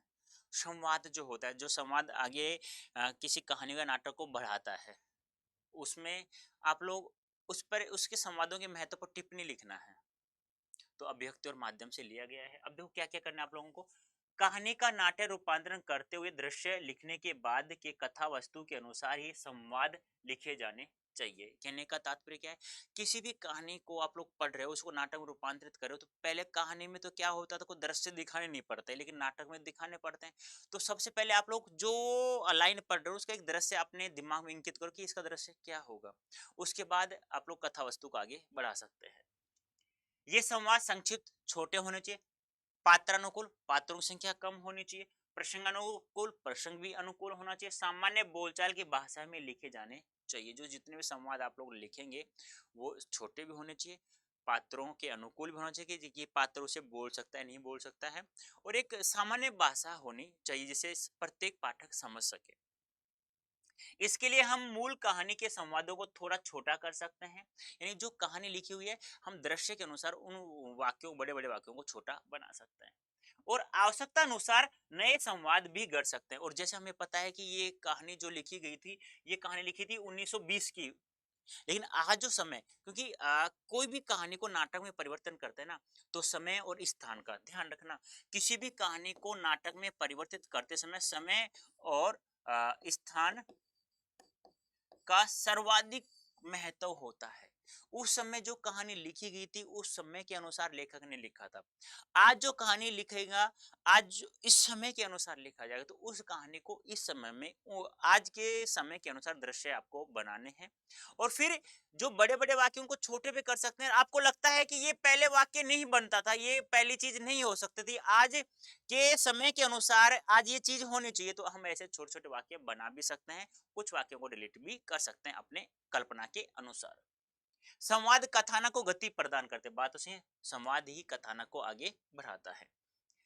चरित्र चित्रण की परिमार्जित किया जा सकता है, बात तो सही है, किसी का भी चरित्र है वो छोटा बड़ा परिमार्जित यानी आप गठा बढ़ा सकते हैं। दृश्य के रूप में न ढलने वाली घटनाओं प्रतिक्रियाओं का उल्लेख करते हैं, ठीक है। पात्रों के सामाजिक आर्थिक स्तर की जानकारी देने में सहायक है। यानी ये सब चीजें किसी भी कहानी को नाटक में रूपांतरण करते हैं, संवादों के महत्व के बारे में टिप्पणी लिखना, ये सब चीजें आप लोगों को याद होना चाहिए। और ध्यान रखना, मैं तो ये कह सकता हूँ अभिव्यक्ति और माध्यम से मैक्सिमम मैक्सिमम है ना, आपसे 10 से 15 क्वेश्चन मैं बनाऊंगा, ठीक है। अभिव्यक्ति और माध्यम पुस्तक है डेस्क्रिप्टिव, उसमें से आपका एक भी सवाल बाहर नहीं जाने, 10 से 15 मैक्सिमम बता रहा हूँ आप लोगों को, 10 से 15 सवाल बनाऊंगा, उसमें से आपके ऑब्जेक्टिव भी आ जाएगा और सब्जेक्टिव भी आ जाएगा। बस जितना मैं पढ़ा रहा हूँ बस उसको ध्यान में रखना है, आगे सब मेरे ऊपर छोड़ दीजिएगा, ठीक है। अथवा में दूसरा सवाल क्या है कि नए और अप्रत्याशित विषयों पर लेखन, ये पूरा चैप्टर का नाम है नए और अप्रत्याशित विषयों पर लेखन के संदर्भ में मैं शैली के प्रयोग के बारे में क्या मान्यता है। मैं उत्तम पुरुष शैली जिसे हम लोग कहते हैं, क्योंकि सर्वनाम जो होता है ना, पुरुषवाचक सर्वनाम जो 3 प्रकार का होता है, उत्तम मध्यम और अन्य, तो मैं आता है उत्तम पुरुष में आता है। तो मैं के बारे में बताना है क्या है, नए तथा अप्रत्याशित विषयों में लेखन में मैं आत्मप्रक मैं शैली का प्रयोग किया जाता है, आत्मप्रक मैं शैली का प्रयोग किया जाता है। यद्यपि निबंधों और अन्य आलेखों में मैं शैली का प्रयोग लगभग वर्जित होता है, यानी कि हम लोग उनका प्रयोग नहीं कर सकते हैं, किसी आलेख या किसी निबंध मैं का प्रयोग हम लोग बिल्कुल भी नहीं कर सकते हैं, वर्जित यानी प्रयोग नहीं कर सकते। किंतु नए विषय और अप्रत्यक्ष विषयों पर लेखन में मैं शैली के प्रयोग से लेखक के विचारों और उसके व्यक्तित्व की झलक प्राप्त होती है। कोई भी एक नया लेखन लिख रहे हैं, इंसान जो भी लेखक है, जो भी कवि है, स्वयं के बारे में सोच करके जो घटना है वो देख रहा है, वो वहां पे उसको खुद को रख करके फिर वो लिखता है, तो उस कवि की कल्पना विचार भी हमें जानने को प्राप्त हो जाते हैं। हमें पता चल जाता है कि उसका व्यक्तित्व कैसा है, अच्छा है या बुरा है, या वो देश के बारे में सोच रहा है, अपने बारे में सोच रहा है, लोगों के बारे में सोच रहा है, स्वयं के बारे में सोच रहा है, घर के प्रति सोच रहा है, बाहर वालों के प्रति सोच रहा है। यह सब हमें उसमें झलक में दिखाई देती है। किसमें, किसी विषय पर हम लोग लिखते हैं तो उसमें मैं स्वयं को रखा, जैसे मान लो मैं कोई कहानी लिख रहा हूँ, मैं कोई निबंध लिख रहा हूँ, उस निबंध में जो मैंने पात्र रखा है उस पात्र की जगह मैं स्वयं हूँ, तो उसमें मेरे व्यक्तित्व की झलक हमें दिखाई देगी, इसलिए मैं शैली का प्रयोग किया जाता है। नेक्स्ट, नए और अप्रत्यक्ष विषयों के लेखन के संदर्भ में इस पंक्ति का आशय स्पष्ट करें। इस तरह का लेखन खुले मैदान की तरह होता है, इसमें बोलना इसमें बेलाग दौड़ने कूदने और गुलाचे भरने की छूट होती है। नए और अप्रत्यक्ष विषयों के लेखन के संदर्भ में कहा जा सकता है कि लिखने का कोई फार्मूला आज तक दुनिया में नहीं बना है। जिस तरह के विषय दिए जा सकते हैं वे हो सकते हैं। आपके सामने की दीवार, उस दीवार पर टंगी घड़ी, उस दीवार में बाहर की ओर खुला खुलता झरोखा आदि इत्यादि। अर्थात लेखन के लिए लेखक के पास विषय सिद्धांत आदि कोई सीमा नहीं होती है। लेखक की कल्पना यथार्थ आदर्श पर कोई बंधन नहीं होता। कोई भी कवि किसी भी निबंध को, किसी भी लेख पर कोई आलेख लिखता है तो उस पर किसी प्रकार कोई बंधन नहीं होता है। वो उसको पता होना चाहिए कि कोई क्या लिख रहा हूँ, इसमें कितने शब्द सीमा होनी चाहिए, कितने पात्र होने चाहिए, ये सब उसे पता होना चाहिए। ठीक है। आ, अब दूसरे का अथवा देख लीजिएगा। टीवी की तुलना में रेडियो माध्यम की कोई दो सीमाएं बताएं। टीवी की तुलना में रेडियो की कोई दो सीमाएं, दो कमियां बतानी है। आप लोग पता है टीवी में क्या होता है, दृश्य हमें दिखाई देते हैं और सुनाई भी देते हैं, लेकिन रेडियो में दृश्य दिखाई नहीं देते हैं, हम केवल सुन सकते हैं। देखो, रेडियो माध्यम में सचित्र प्रसारण की सुविधा नहीं है, जबकि टीवी में यह सुविधा जनक है। टीवी माध्यम की तुलना में रेडियो माध्यम में प्रसारणकर्ता के लिए श्रोताओं को बांध कर रखना कठिन कार्य है। बात तो सही है। टीवी में तो क्या होता है कि चित्र भी दिखाई देगा और उसकी उससे संबंधित आवाज भी सुनाई देगी, तो सामने वाला बैठा रहता है, अरे वाह कितना अच्छा चित्र। कभी कभी तो आवाज अच्छी नहीं लगती तो चित्र तो अच्छा लगता है, कभी दोनों अच्छे लगते हैं। लेकिन रेडियो में आपकी आवाज आकर्षक होनी चाहिए और पाठक को बांधने वाले होने चाहिए, और वह भी साधारण बोलचाल, सामान्य भाषा का प्रयोग होना चाहिए, सामान्य बोलचाल का प्रयोग होना। ये दो कमियां हैं। दूसरी कमी अच्छे से ध्यान रखना, पहले सभी बता देंगे कि टीवी की तुलना में रेडियो माध्यम प्रसारण करता श्रोताओं को बांध कर रखना कठिन कार्य है। बात तो सही है। नेक्स्ट है, निम्नलिखित प्रश्नों को ध्यान पूर्वक पढ़, किन्हीं दो प्रश्नों के लगभग 60 शब्दों में उत्तर दीजिए। शब्दों में उत्तर देना, 60 शब्दों में आप लोगों को। आपको श्रोताओं, दर्शकों या पाठकों को बांध कर रखने की दृष्टि से प्रिंट माध्यम, टीवी और रेडियो में से सबसे सशक्त माध्यम कौन सा लगता है? अपने उत्तर के पक्ष में तर्क दे। यानी कि प्रिंट के माध्यम से, प्रिंटर होता है ना, प्रिंट में अपना हार्ड कॉपी प्राप्त कर लेते हैं। टीवी और रेडियो में से आप लोग किसे सशक्त माध्यम बनते हैं जिससे पाठक या जो सामने वाला दर्शक है वो जुड़ा रहे हमसे? तो आप उसके बारे में कुछ तर्क देने हैं, तो टीवी के बारे में देंगे, सभी पता है सीधा। उत्तर, प्रिंट माध्यम में पसंद के अनुसार किसी पृष्ठ को एक बार या उससे अधिक बार पढ़ा जा सकता है। यहाँ प्रिंट माध्यम का दिया गया है, जिसको जो अच्छा लगे वो लिख देना आप लोग तीनों में से। शब्दों में स्थायित्व होता है, फिक्स शब्द होते हैं। पढ़ते हुए उसे लिखे हुए पर विचार भी किया जा सकता है प्रिंट माध्यम में, यानी आप लोगों ने प्रिंट आउट निकाल लिया, आप उसमें जोड़ ताड़ गांठ कर सकते हैं। टीवी में समाचार अथवा फिल्में हम भी देख सकते हैं और सुन भी सकते हैं। यह माध्यम दर्शकों को बांधे रखता है। एक मिनट रुकना।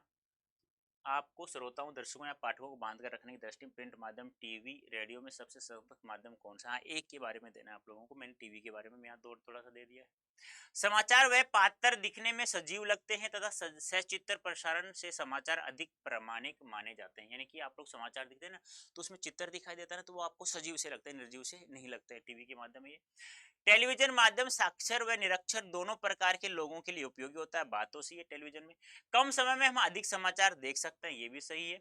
समाचारों में रुचिकर ढंग से दिखाया जा सकता है, ये भी सही है। अब देखो, मैंने तीनों के बारे में, यहाँ देखो, ये रेडियो के बारे में हो गया है, और यहाँ से टीवी के बारे में हो गया है, और ये हो गया है आपके प्रिंट माध्यम से हो गया। आपको एक के बारे में लिखना है 60 शब्दों में। ठीक है। रेडियो देश के कोने कोने तक पहुंचता है। रेडियो सस्ता माध्यम है, बात तो सही है। महंगा भी नहीं आता। साक्षर निरक्षर सभी के लिए समान से उपयोग, बात तो सही है। चाहे पढ़ा हुआ हो चाहे अनपढ़ हो, रेडियो की भाषा सभी को समझ में आती है, क्योंकि वो सामान्य बोलचाल में लिखा हुआ समाचार उसमें होता है।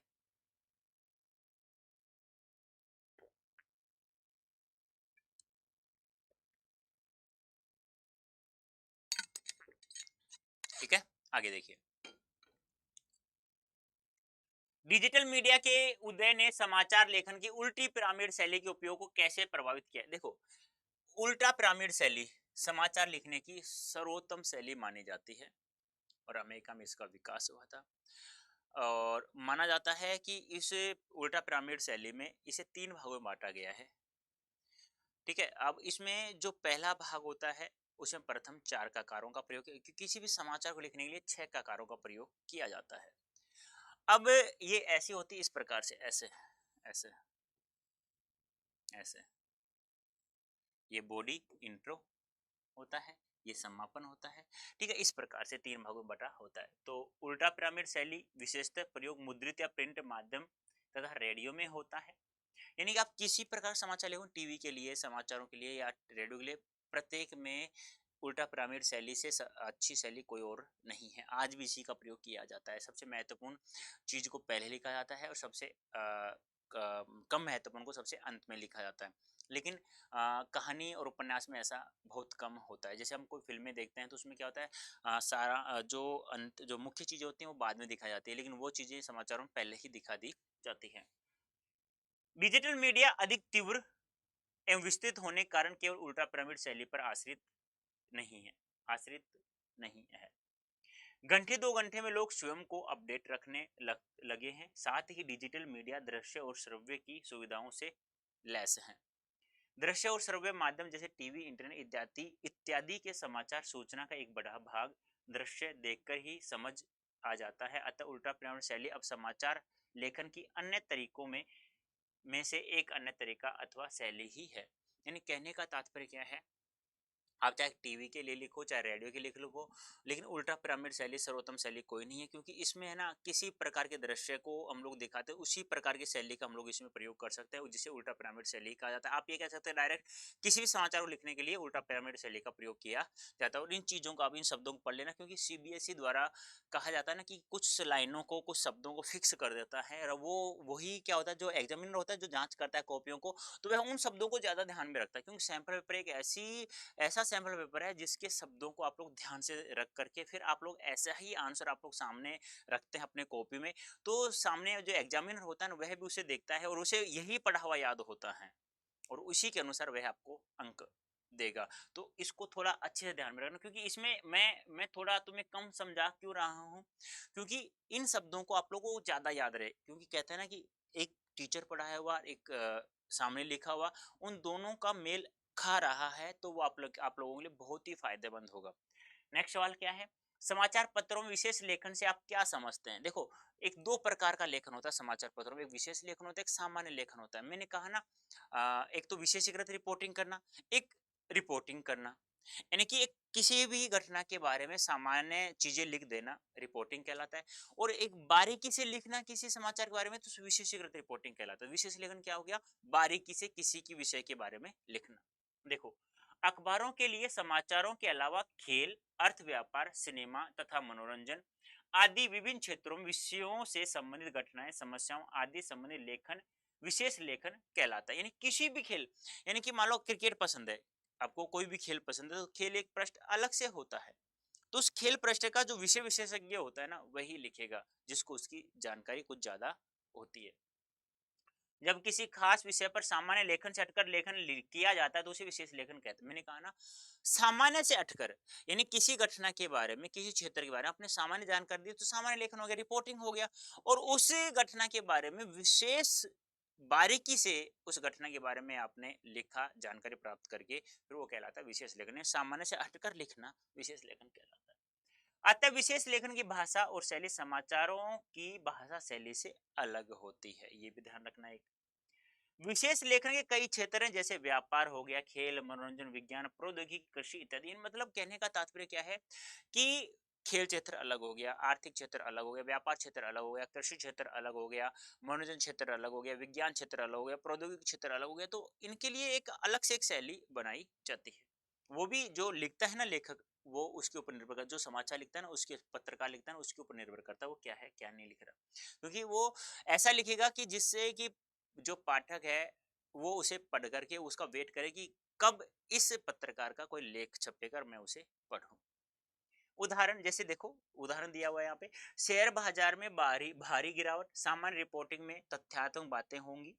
शेयर बाजार में भारी गिरावट, विशेष लेखन के अंतर्गत खबर का विश्लेषण, गिरावट का कारण तथा निवेशकों का इसका असर इत्यादि पर लिख रहा हूँ। देखो, उदाहरण क्या दिया गया, यानी शेयर बाजार में गिरावट आ गई, तो सामान्य रिपोर्ट में क्या हो जाएगा, तथ्यात्मक बातें होगी कि शेयर बाजार गिर गया है, बस ये होगा। कौन कौन सा शेयर बाजार गिर गया ये आपको बता दी जाएगी। लेकिन जो विशेषीकृत जो होता है, विशेष लेखन जो होता है, उसमें ये बताया जाएगा कि ये शेयर बाजार गिरा कैसे, उसके गिरने का कारण क्या है, उसको बहुत, उस खबर को विश्लेषणात्मक बारीकी से आपको बताया जाएगा। फिर बताएगा कि निवेशकों पर इस शेयर बाजार गिरने से क्या असर पड़ा है, किस कंपनी पर ज्यादा असर पड़ेगा, किस क्षेत्र पर ज्यादा असर पड़ेगा, ये सब बारीकी से जानकारी देना ही क्या कहलाता है, विशेष लेखन कहलाता है। ये आपको ध्यान में रखना। नेक्स्ट है, निम्नलिखित प्रश्नों को ध्यानपूर्वक पढ़कर किन्हीं दो प्रश्नों के लगभग 60 शब्दों में उत्तर देना। 3 में से 2 प्रश्नों का आपको आंसर ध्यान से देना है। बारिशों के बाद भादों के पश्चात प्रकृति में परिवर्तन का कवि ने किस प्रकार वर्णन किया है? पतंग कविता के आधार पर अपने शब्दों में वर्णन करें। पतंग कविता आलोक धनवाजी के ऊपर बताना है कि बारिशों के बाद भादों के पश्चात प्रकृति के परिवर्तन कवि ने किस प्रकार वर्णन किया है।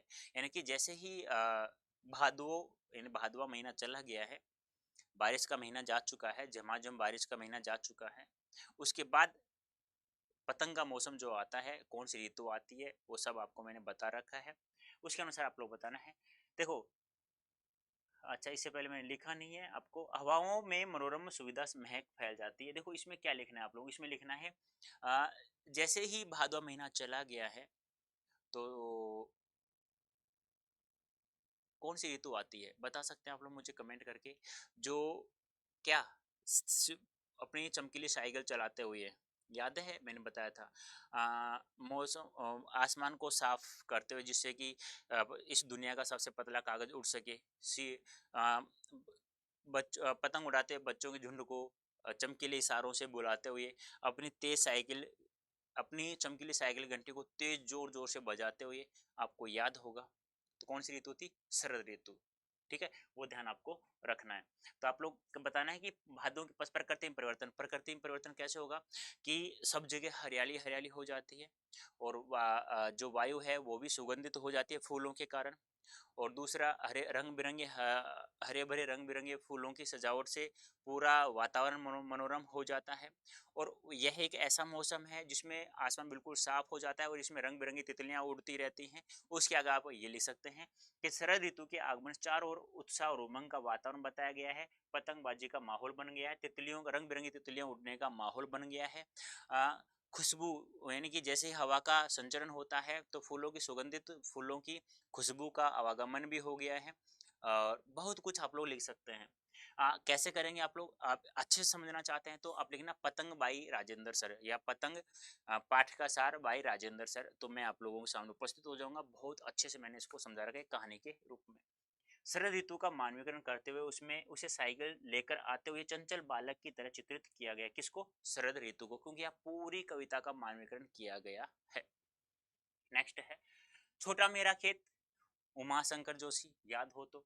कविता में अंदर और बीज से कवि का क्या तात्पर्य है? अंदर और बीज से, बीज रूपी शब्द, शब्दों का आंधी, अंदर आंधी तूफान, यानी शब्दों का एक ऐसे ही आंधी आई कवि के मन में जिसे वह शब्द रूपी यानी बीज के रूप में शब्दों को वह कविता के रूप में लिख दिया, यानी कविता में शब्दों को लिख डाला, मतलब कहने का कविता लिख डाली वो शब्दों के रूप में। बीज शब्द, आंधी विचारों का प्रभाव। अंदर का अभिप्राय है जब भावों की आंधी आती है, जब भावों का विचार आता है कविता लिखने के लिए। रचना शब्दों का रूप लेकर कागज पर जन्म लेने लगती है। कहने का तात्पर्य क्या है, कवि के मन में एक विचार आया कि कविता लिखी जाए, एक भावों का एक शब्दों का ऐसा विचार आया जिससे उन्होंने शब्द रूपी बीज कविता के पन्ने पर लिख दिया, यानी पन्ने पर कविता लिख डाली है। वास्तव में भाव ही कविता रचने का पहला चरण है।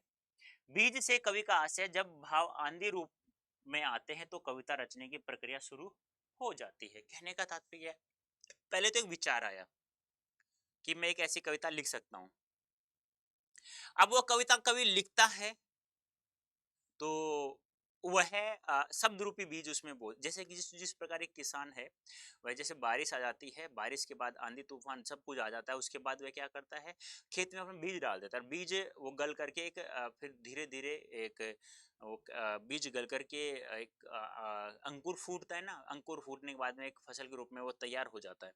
वैसे ही कवि भी क्या करता है कि जैसे ही आंधी आई, शब्दों की आंधी आई कवि के मन में, विचारों की आंधी, विचारों की एक आंधी आई, तो उसने क्या किया, एक शब्द, बीज रूपी शब्दों को कविता के रूप में लिख डालता है। इन कविता में क्या होता है, शब्दों का खेल होता है। आप कोई भी कविता लिखते हैं उसमें शब्दों का खेल होता है। उसी प्रकार यहाँ पर कवि ने थोड़ा समझाने की कोशिश यहाँ पर की है। तो आप लोगों को क्या करना है कि आप लिखना है छोटा मेरा खेत, पाठ का सार बाई राजेंद्र सर। मैंने बहुत अच्छे समझा रखा है, इनके आंसर भी समझा रखा है मैंने। व्यक्ति पर प्रशंसा का क्या प्रभाव पड़ता है? बात सीधी थी पर कविता के आधार बताना है। अब आपको क्या करना है, पूरी कविता पढ़नी है। बात सीधी थी पर पाठ का सार भाई राजेंद्र से जैसे ही करोगे तो मैं आपके सामने उपस्थित हो जाऊंगा एक छोटा सा सेशन लेकर के। तो इसमें क्या है, कवि व्यक्ति पर प्रशंसा का क्या प्रभाव पड़ता है, यानी कि व्यक्ति पर, उस व्यक्ति को महसूस हो जाता है कि जो शाबाशी वाह-वाह दिख रही है, ये मेरी बेइज्जती कर रहे हैं, मेरा उपहास उड़ा रहे हैं। क्योंकि मैंने जो कथन मुझे कहना था वो सीधा बिल्कुल सरल था, मैंने उसे बनावटीपन भाषा के चक्कर में उसे उलझा डाला है, अब ये सब मेरा उपहास उड़ा रहे हैं। उस इंसान को पता चल गया था। प्रशंसा से व्यक्ति स्वयं को सही व उच्च कोटि का मानने लगता है। वह सही गलत का निर्णय नहीं कर पाता, उसका विवेक क्षीण हो जाता है। कवि कविता में प्रशंसा मिलने के कारण कवि अपनी सहज बात को शब्दों के जाल में उलझा देता है। फलतः उसके भाव जनता तक पहुंच नहीं पाते हैं, क्योंकि कवि क्या कर पाता है कि जो कथन सीधा एवं सरल था उसे बनावटीपन भाषा के अंतर्गत उसे फंसा डालता है। अब वो बात तो थी ना, ऊपर ऊपर से सही स्पष्ट दिख रही थी, लेकिन उसका भाव मर चुका था। जब वो कवि नहीं समझ पा रहा था तो पाठक उसे नहीं समझ पा रहा था, नहीं समझ पाएगा। सीधी और सरल बात को कहने के लिए जब कवि चमत्कारिक भाषा का प्रयोग करता है, तब वह जो कहना चाहता है, तब भाषा के चक्कर में भावों की सुंदरता नष्ट हो जाती है। इसलिए ही भाषा ने एक शरारती बच्चे के रूप में कवि से अंत में पूछती भी है, क्या आपने कभी भाषा को सहुलियत ढंग से प्रयोग करना नहीं सीखा? तो कवि स्वयं भी कहता है कि मेरी बात बिल्कुल सरल एवं सहज थी, लेकिन मैंने भाषा के चमत्कारपूर्ण या बनावटीपन भाषा के चक्कर में फंस करके मैंने अपनी बात को उलझा चुका था। अब मैं स्वयं ही नहीं समझ पा रहा था मैं क्या कहना चाहता हूँ। तो ये आप लोगों को ध्यान में रखना है। नेक्स्ट है नंबर 11 है, टोटल 14% होंगे, ध्यान रखना, मैं बता चुका हूँ। डेस्क्रिप्टिव में 8 होंगे और बाकी आपके सब्जेक्टिव होंगे। कैमरे में बंद अपाइज कविता के आधार पर स्पष्ट करें कि दूरदर्शन वाले कैमरे के सामने कमजोर को ही क्यों लाते हैं। देखो, कैमरे में बंद अपाहिज कविता है रघुवीर साहे जी की, तो वहां से एक बंद कमरे में एक अपाहिज व्यक्ति को लाते हैं। क्यों लाते हैं? क्योंकि वो अपने आप को क्या कहते हैं कि हम समर्थ शक्तिशाली हैं, और एक कमजोर व्यक्ति को लाएंगे एक बंद कमरे में। तो देखो क्यों लाते हैं वो, दूरदर्शन वाले जानते हैं कि समाज में कमजोर अशक्त लोग के प्रति करुणा का भाव होता है। क्योंकि जनता, मीडिया वाले लोग जानते हैं कि हम जब किसी गरीब को लाएंगे ना, तो सामने वाला जो दर्शक मुझे देख रहा है ना, वो उस दर्द को अपना दर्द समझेंगे, और हमें क्या मिल जाएगी, सहानुभूति मिल जाएगी, जिससे हमारा टीआरपी बढ़ जाएगी, हमारे पास पैसा बहुत सारा आएगा। और मीडिया लोग क्या करते हैं, किसी भी के भी दुख को अपना व्यापार का माध्यम बना लेते हैं। लोग दूसरे के दुख के बारे में जानना चाहते हैं, लोग चाहते हैं कि इसको ये क्या हो रहा है, वो अपने बारे में नहीं जानने की कोशिश करता है, दूसरे की थाली में ज्यादा जानने की कोशिश करता है। प्रत्येक संसार में प्रत्येक व्यक्ति का यही एक रवैया है आज के जमाने में। दूरदर्शन वाले इसी भावना का फायदा उठाना चाहते हैं, अपने लाभ के लिए ऐसे कार्यक्रम बनाते रहते हैं। तो इसीलिए कभी एक अपाहिज व्यक्ति को लाते, एक धनवान व्यक्ति को इसलिए नहीं लाते, भी इसको कोई दुख तो है नहीं, तो उसे हम क्यों देखेंगे। लेकिन एक गरीब व्यक्ति को लाते हैं, फटे उटे। आप एक है ना, फटे कपड़े वाला यूट्यूब पर एक शॉर्ट्स बना के डालो, एक फटे हुआ कपड़ा है, उसका मुंह चेहरा है काले रंग, काला मतलब काला सा हो गया, धब्बे धब्बे कर दो ना, ये फटे कपड़े, फिर वो देखना, उसमें देखना व्यूज कितने आएंगे, बहुत सारे आएंगे। और उसमें लिख देना एक गरीब व्यक्ति की दास्तान, ऐसा मन में आ गया, मैंने बता दिया, ऐसा लिख लेना आप तो। और एक सुंदर से व्यक्ति को खड़ा करना और लिखना एक विद्वान व्यक्ति की दास्तान, तो देखना किस में ज्यादा व्यूज आते हैं। तो उसी में आएंगे, तो वो मीडिया वाले जानते हैं और वही कार्य वो कर रहे हैं। बादल राग कविता के आधार पर भाव स्पष्ट कीजिए, विप्लव रव से ही छोटे शोभा पाते हैं। यानी कि निराला जी कविता है, विप्लव रव क्रांति से ही छोटे लोग ही शोभा पाते हैं। जब जब देश में क्रांति हुई तब तक लोगों का, गरीब लोगों का भला हुआ है। विप्लव रव से तात्पर्य है क्रांति से, ठीक है, ये ध्यान रखना है। कवि के अनुसार जब क्रांति होती है तब गरीब लोगों में या आम जनता में जोश भर जाता है। वो सोचते हैं कि अब हम डबल मेहनत से अपना जीवन गुजारा, डबल मेहनत करेंगे और अपना जीवन को गुजार ले। यह वही वर्ग है जो शोषण का शिकार होते हैं। अतः जब समाज में क्रांति होती है तो इसी वर्ग से आरंभ होती है। क्योंकि बात कहते हैं ना, जब जब देश में क्रांति हुई, जब तक गरीब लोगों के प्रति बहुत अच्छा हुआ है। उषा कविता में भोर के नभ की तुलना किससे और क्यों की गई है? उषा कविता के लेखक कौन है, जल्दी से मुझे बताना है आप लोगों को। तो भोर के नभ की तुलना किससे और क्यों की गई है? भोर यानी सुबह सुबह, आकाश, भोर का नभ यानी सुबह सुबह का आकाश, आकाश सुबह सुबह की जो रोशनी होती है, उससे तुलना किससे की गई है? तो क्या हुआ, प्रातःकालीन नभ की तुलना राख से लिपे हुए गीले चौके से की गई है। इस समय आकाश नम और धुंधला होता है। इसका रंग राख से लिपे चूल्हे जैसा मटमेला होता है।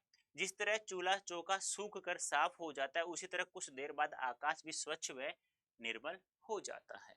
यानी कि इसमें है ना उषा कविता में सूर्योदय से पहले का वर्णन किया गया है। सूर्योदय से पहले जो उषा की लालिमा होती है, उसके बारे में यहाँ हमें एक ग्रामीण चित्र शैली के अंतर्गत बताया गया है। जिस प्रकार से उषा रूपी स्त्री, जो कोई भी स्त्री उठती है गांव में, सुबह से उठते अपने चौके को लीप देती है, और वह उसमें वातावरण में नमी के कारण वह अभी गीला नजर आ रहा है और वह स्वच्छ व साफ भी हमें दिखाई देता है। तो इस प्रकार शब्दों का यहाँ प्रयोग किया गया है। एक बार अच्छे से कैसे समझेंगे आप लोग, अच्छे समझना है तो आप लोग प्रत्येक कविता, कोई बात चैप्टर हो, आप लोग लिखेंगे। जैसे उषा लिख दिया, पाठ का सार बाय राजेंद्र। यूट्यूब पर ऐसे ही लिखना है आप लोगों को, अंग्रेजी में लिख देना ऐसे, उषा पाठ का सार। हिंदी में लिखना कोई दिक्कत नहीं, हिंदी में भी आ जाऊंगा। पाठ का सार बाई राजेंद्र सर। तो मैं आपके सामने कविता लेकर आ जाऊंगा, ठीक है, प्रत्येक कविता लेकर। आगे देखो, भक्तिन अच्छी है यह कहना कठिन होगा क्योंकि उसमें दुर्गुणों का अभाव नहीं है। लेखिका ने ऐसा क्यों कहा होगा? क्योंकि भक्तिन है ना, वह अपनी बात को हमेशा ऊपर रखना चाहती है। वो अपनी बातें तो दूसरों को सिखा सकती है अच्छे से, लेकिन दूसरों की बातें वह नहीं सीख पाती। इसलिए कवि लेखिका ने ऐसा कहा है, महादेवी वर्मा ने। भक्तिन अपनी गलती बात को सही करने के हजारों तर्क सामने रख देती है। मतलब अपनी बात को हमेशा ऊपर रखती है, चाहे कैसी भी हो। भक्ति लेखिका की सुविधा नहीं देखती है, हर बात को वह अपनी सुविधा अनुसार करती थी। यानी लेखिका की सुविधा के अनुसार नहीं करती, वो अपनी सुविधा के अनुसार करते थे हमेशा। लेखिका और भक्ति के बीच बाहरी तौर पर सेवक स्वामी का संबंध था, परंतु व्यवहार में यह लागू नहीं होता था। उनमें बहुत अच्छा संबंध, गहरा रिश्ता हो गया था। लेखिका भक्तिन को खोना नहीं चाहती थी, और इसको कहानी को पूरा भी नहीं, ये संस्मरणात्मक रेखा चित्र है, इसको वो पूरा भी नहीं करना चाहती, क्योंकि वो कहती मैं इसे पूरा कर दूंगी तो मैं भक्तिन को खो दूंगी, लेकिन मैं भक्तिन को खोना नहीं चाहती हूँ। भक्ति नौकर कम और जीवन की धूप छांव अधिक थी लेखिका के लिए। काले मेघा पानी दे, धर्मवीर भारती जी का है। ध्यान रखना, पाठ के आधार पानी और बारिश के अभाव में गांव की दशा अपने शब्दों में वर्णन करना है। गांव की दशा का अपने शब्दों में वर्णन करना है। झुलसा देने वाली लू चलती है, ढोर डंगर प्यास से मर रहे थे, पर प्यास बुझाने के लिए पानी बिल्कुल भी नहीं था। जेठ मास जेठ मास भी अपना ताप फैलाकर जा चुका था। आषाढ़ के भी 15 दिन बीत चुके थे। ये सवाल पूछा जा सकता है ऑब्जेक्टिव में, ध्यान रखना, किस माह के 15 दिन बीत चुके थे। कुएं सूखने लगे थे, नलों में पानी नहीं था, खेत की माटी सूख सूख कर पत्थर हो गई थी। गली मोहल्ला गांव शहर हर जल लोग गर्मी से भून भून कर त्राहिमाम कर रहे थे। यानी कि इंद्र देवता को प्रसन्न करने के लिए वो कहते हैं ना, 16 से 18 वर्ष तक के लड़कों, अर्धनग्न लड़कों का एक मेंढक मंडली के नाम से पुकारा गया था। वो प्रत्येक घर के सामने जाते और जो पानी भरा हुआ था वो उनकी लड़कियों के ऊपर डाल दिया करते थे। ऐसा कुछ है इसमें, एक बार देख लेना, आप लोग पढ़ लेना। ऐसे लिखना, काले मेघा पाने दे, पाठ का sir by Rajendra sir. Series के फुल लेखक कौन है बताओ जल्दी से मुझे कमेंट बॉक्स में। हजारी प्रसाद द्विवेदी जी हैं शायद क्या है वो। निबंध में अवधूत रूप के रूप में लेखक ने किस महात्मा को याद किया है और क्यों, क्या नहीं और क्यों। अवधूत कौन है यहाँ पे? महात्मा गांधी जी है, देखिए, ठीक है। लेखक को महात्मा गांधी की याद आती है अवधूत के रूप में। सीरीज के पेड़ अवधूत की तरह बाह्य परिवर्तन, धूप, वर्षा, आंधी, लू सब में शांत बना रहता है तथा पुष्प, और यह पुष्पित पल्लवित होता रहता है। यानी कैसे, कहने का तात्पर्य क्या है, जिस प्रकार महात्मा गांधी जी ने ठान ली थी मैं देश को स्वतंत्र करा के रहूंगा, वो प्रत्येक कार्य को संघर्ष के साथ करते थे, चाहे कैसी भी मुसीबत आए हमेशा सामने खड़े रहते थे वो। उसी प्रकार सीरीज का फूल भी, चाहे कैसी भी गर्मी पड़े, प्रचंड लू क्यों आए, लेकिन फिर भी वो लोगों को, यानी कि हमेशा वो पुष्पित रहते थे, यानी फूलों को हमेशा खिलते हुए रखता था अपने ऊपर, ये ध्यान रखना। ठीक इसी तरह से महात्मा गांधी भी मार काट, अग्निदाह, लूटपाट, खून खच्चर को भवंडर के बीच स्थिर रह सके थे। मतलब हमेशा वो उपस्थित रहते थे किसी भी दशा हो। इस समानता के कारण लेखक को गांधी जी की याद आ जाती है, जिनके व्यक्तित्व ने समाज को सिखाया कि आत्मबल शारीरिक बल से कहीं ऊपर की चीज है, आत्मा की शक्ति है। जैसे श्रीश वायुमंडल से रस खींचकर इतना कोमल, इतना कठोर हो सका, वैसे ही महात्मा गांधी भी कठोर और कोमल व्यक्तित्व वाले थे। पढ़ लेना बेटा, इनको पढ़ना पड़ेगा, आपको याद करना पड़ेगा। नेक्स्ट है, डॉक्टर अंबेडकर समता को कल्पना की वस्तु क्यों मानते हैं? समता सभी के लिए समान वस्तु है, ये तीसरा शब्द है जो कवि ने एक आदर्श समाज के लिए 3 शब्दों का प्रयोग किया गया था। डॉक्टर अंबेडकर का मानना है कि हर व्यक्ति समान नहीं होता है, जन्म, सामाजिक स्तर, प्रयत्नों के कारण भिन्नता व असमानता होती है। मनुष्य जन्म से ही सामाजिक स्तर के अनुकूल तथा अपने प्रयासों के कारण भिन्न और समान होता है, अतः पूर्ण रूप से समता एक काल्पनिक स्थिति है। कहानी पहलवान की ढोलक व्यवस्था के बदलने के साथ लोक कला और इसके कलात्मक के अप्रासंगिक हो जाने की कहानी है। पंक्ति को विस्तार दीजिए। पहलवान की ढोलक, लेखक का नाम बताओ जल्दी से मुझे।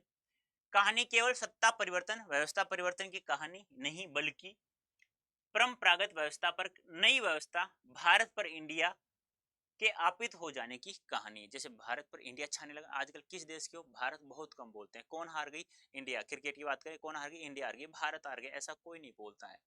वैसा ही है जैसे कि हम लोग कहते हैं ना कि एक परंपरागत व्यवस्था चलती आ रही है, उसमें कोई नया इंसान आ गया, फिर नई व्यवस्था लागू कर देना, उसी प्रकार ऐसा माहौल बना हुआ है। इस परिवर्तन के तहत लुटन पहलवान जैसे लोगों को लोक कलाकारों के पद से हटाकर निरीह जीवन व्यतीत करने को मजबूर किया जा रहा है। जैसे पहलवान है, लुठन सिंह पहलवान था, वो जैसे श्यामानंद राजा था, तो उसके राज्यकाज में बहुत अच्छे से उसने अपने जो दंगल के बाद जितने भी दिन बीते, वो सभी दिन बहुत अच्छे से अपने बच्चों, दोनों बच्चों के साथ में बिताए। लेकिन जैसे उसका श्यामानंद की मृत्यु हो जाती है, तो विलाय से जैसे ही राजा आता है, तो उन्हें सभी जितने भी जो व्यवस्थाएं थी, उन सभी व्यवस्थाओं को उन्होंने बदल डाला था। उन्होंने विलायत जैसी व्यवस्थाएं वहां पे लागू कर दी थी, जिससे पहलवान को बाहर निकाल दिया गया था। और अंत तक वो कहते हैं ना कि बच्चे भी भूखे ही मरे अंत में, और स्वयं भी भूखे ही मर जाते हैं। तो वही बात यहाँ दर्शाई गई है। जिन्हें अपनी जरूरत का पता नहीं होता, वे लोग बाजार का बाजारोपन कैसे बढ़ाते हैं? क्योंकि मैंने कहा ना, जब मन खाली हो तब बाजार नहीं जाना चाहिए। समाज में कुछ लोग क्रय शक्ति के बल से बाजार से वस्तुएं खरीदते हैं। यानी क्रय शक्ति के बल से, यानी कि पैसा बहुत होता है लोगों के पास, वो अनाप शनाप चीजें खरीद लेते हैं, जब भी तो ये सामान महंगा हो रहा है आजकल। वे अपनी जरूरत का उन्हें अपनी जरूरत का पता बिल्कुल भी नहीं होता है। ये कहते हैं ना कि कहता है ना कि थाली में उतना ही भोजन ले कि व्यर्थ ना जाए नाली में। लेकिन उन लोगों को भूख के बारे में नहीं पता होता, जो जिनको यही नहीं पता भूख क्या चीज होती है। यानी कहते हैं ना कि इतना ही खाना परोसना चाहिए अपने थाली में जितना हम लोग खा सकें, लेकिन हम लोग व्यर्थ कुछ ज्यादा करते हैं। अब वो कौन करता है? जिसको भूख के बारे में नहीं पता होता, अमीर लोग जिसे कहते हैं। वही बात है, वे समाज में असंतोष बढ़ाते हैं। ये वो उन लोगों की है जो जिनके पास क्रय शक्ति, यानी कहने को पैसा बहुत ज्यादा है, अनाप शनाप चीजें खरीद लेते हैं, तभी तो ये चीजें महंगी होती हुई जा रही है। जैसे आप लोग लिखोगे ना बाजार निबंध, पाठ का सार बाय राजेंद्र सर, तो मैं आ जाऊंगा, बहुत अच्छे से मैंने पढ़ा रखा है इन सब। सामान्य लोगों के सामने अपनी क्रय शक्ति का प्रदर्शन करते हैं, अपनी शानो शौकत के लिए उत्पाद खरीदते हैं और बाजारूपन को बढ़ाते हैं। ऐसे लोग बाजार से न सच्चा लाभ उठा पाते हैं, न सच्चा लाभ दे सकते हैं। वे धन के बल पर बाजार में कपट को बढ़ाते रहते हैं, महंगाई को बढ़ाते रहते हैं। अंतिम सवाल है 14। सिल्वर वेडिंग कहानी में यशोधर बाबू को अपने बच्चों की आकर्षक आय समहाउ इम्प्रॉपर क्यों लगती है? बच्चों की आकर्षक आय, यानी कि उसका बड़ा बेटा जिसे 1500 रुपये माह का मिलता था, तो उसके बारे में यहाँ थोड़ा सा बताया गया है। यशोधर बाबू के अनुसार पैसा कमाने का साधन मर्यादित है, तो उससे होने वाली आय पर सभी को गर्व है। उनका वेतन बहुत धीरे धीरे बढ़ता है, उससे अधिक महंगाई भी बढ़ती जाती थी। उनकी आय में हुई वृद्धि का असर उसके जीवन स्तर को सुधार नहीं पाता। यशोधर बाबू के बच्चे किसी बड़ी विज्ञापन कंपनी में नौकरी पाकर रातों रात मोटा वेतन कमाने लगे। यशोधर आता था, बाबू को इतनी मोटी तनख्वाह का रहस्य समझ में नहीं आया। यानी कहने का तात्पर्य क्या है कि यशोधर बाबू को अपने 25वीं सिल्वर वेडिंग मना रहे थे, तब तक नहीं पता चला उनके बड़े बेटे का वेतन इतना कैसे हो गया है। यशोधर बाबू समझते थे कि इतनी मोटी तनख्वाह के पीछे कोई गलत काम अवश्य किया जा रहा है। यशोधर बाबू ने अपना सारा जीवन कम वेतन में जैसे तैसे गुजारा था। वे इतनी शान शौकत को पचा नहीं पा रहे थे। यानी कहने का तात्पर्य क्या है, बड़ा बेटा इतना पढ़ा लिखा हुआ नहीं था, फिर इतना मोटा वेतन उन्हें प्राप्त हो रहा था। ये तो वो ये सब सहन नहीं कर पा रहे, सहन क्या, पचा नहीं पा रहे थे। उन्होंने कहा कि मैंने इतनी मेहनत की, फिर इतना पैसा मुझे प्राप्त नहीं हुआ, इसलिए वो जो सिल्वर वेडिंग मनाई जा रही थी ना, उसके पक्ष में वो बिल्कुल भी नहीं थे। उस घटना का वर्णन अपने शब्दों में कीजिए, जिससे पता चलता है कि लेखक की माँ उसके मन की पीड़ा समझ रही थी। सूझ जूझ कहानी के आधार पर बताइए, बता सकते हो इन लेखक को जब सांप के डर से याद है आप लोगों को इस कहानी के बारे में? तो बताना मुझे क्या है, एक बार वापस देखना। उस घटना का वर्णन अपने शब्दों में कीजिए, जिसे जिससे पता चलता है लेखक की माँ उसके मन की पीड़ा समझ रही थी। जूझ कहानी के आधार पर बताना है आप लोग। लेखक पढ़ना चाहता था, सॉरी सांप वाला नहीं है, मेरे दिमाग में गलत आ गया।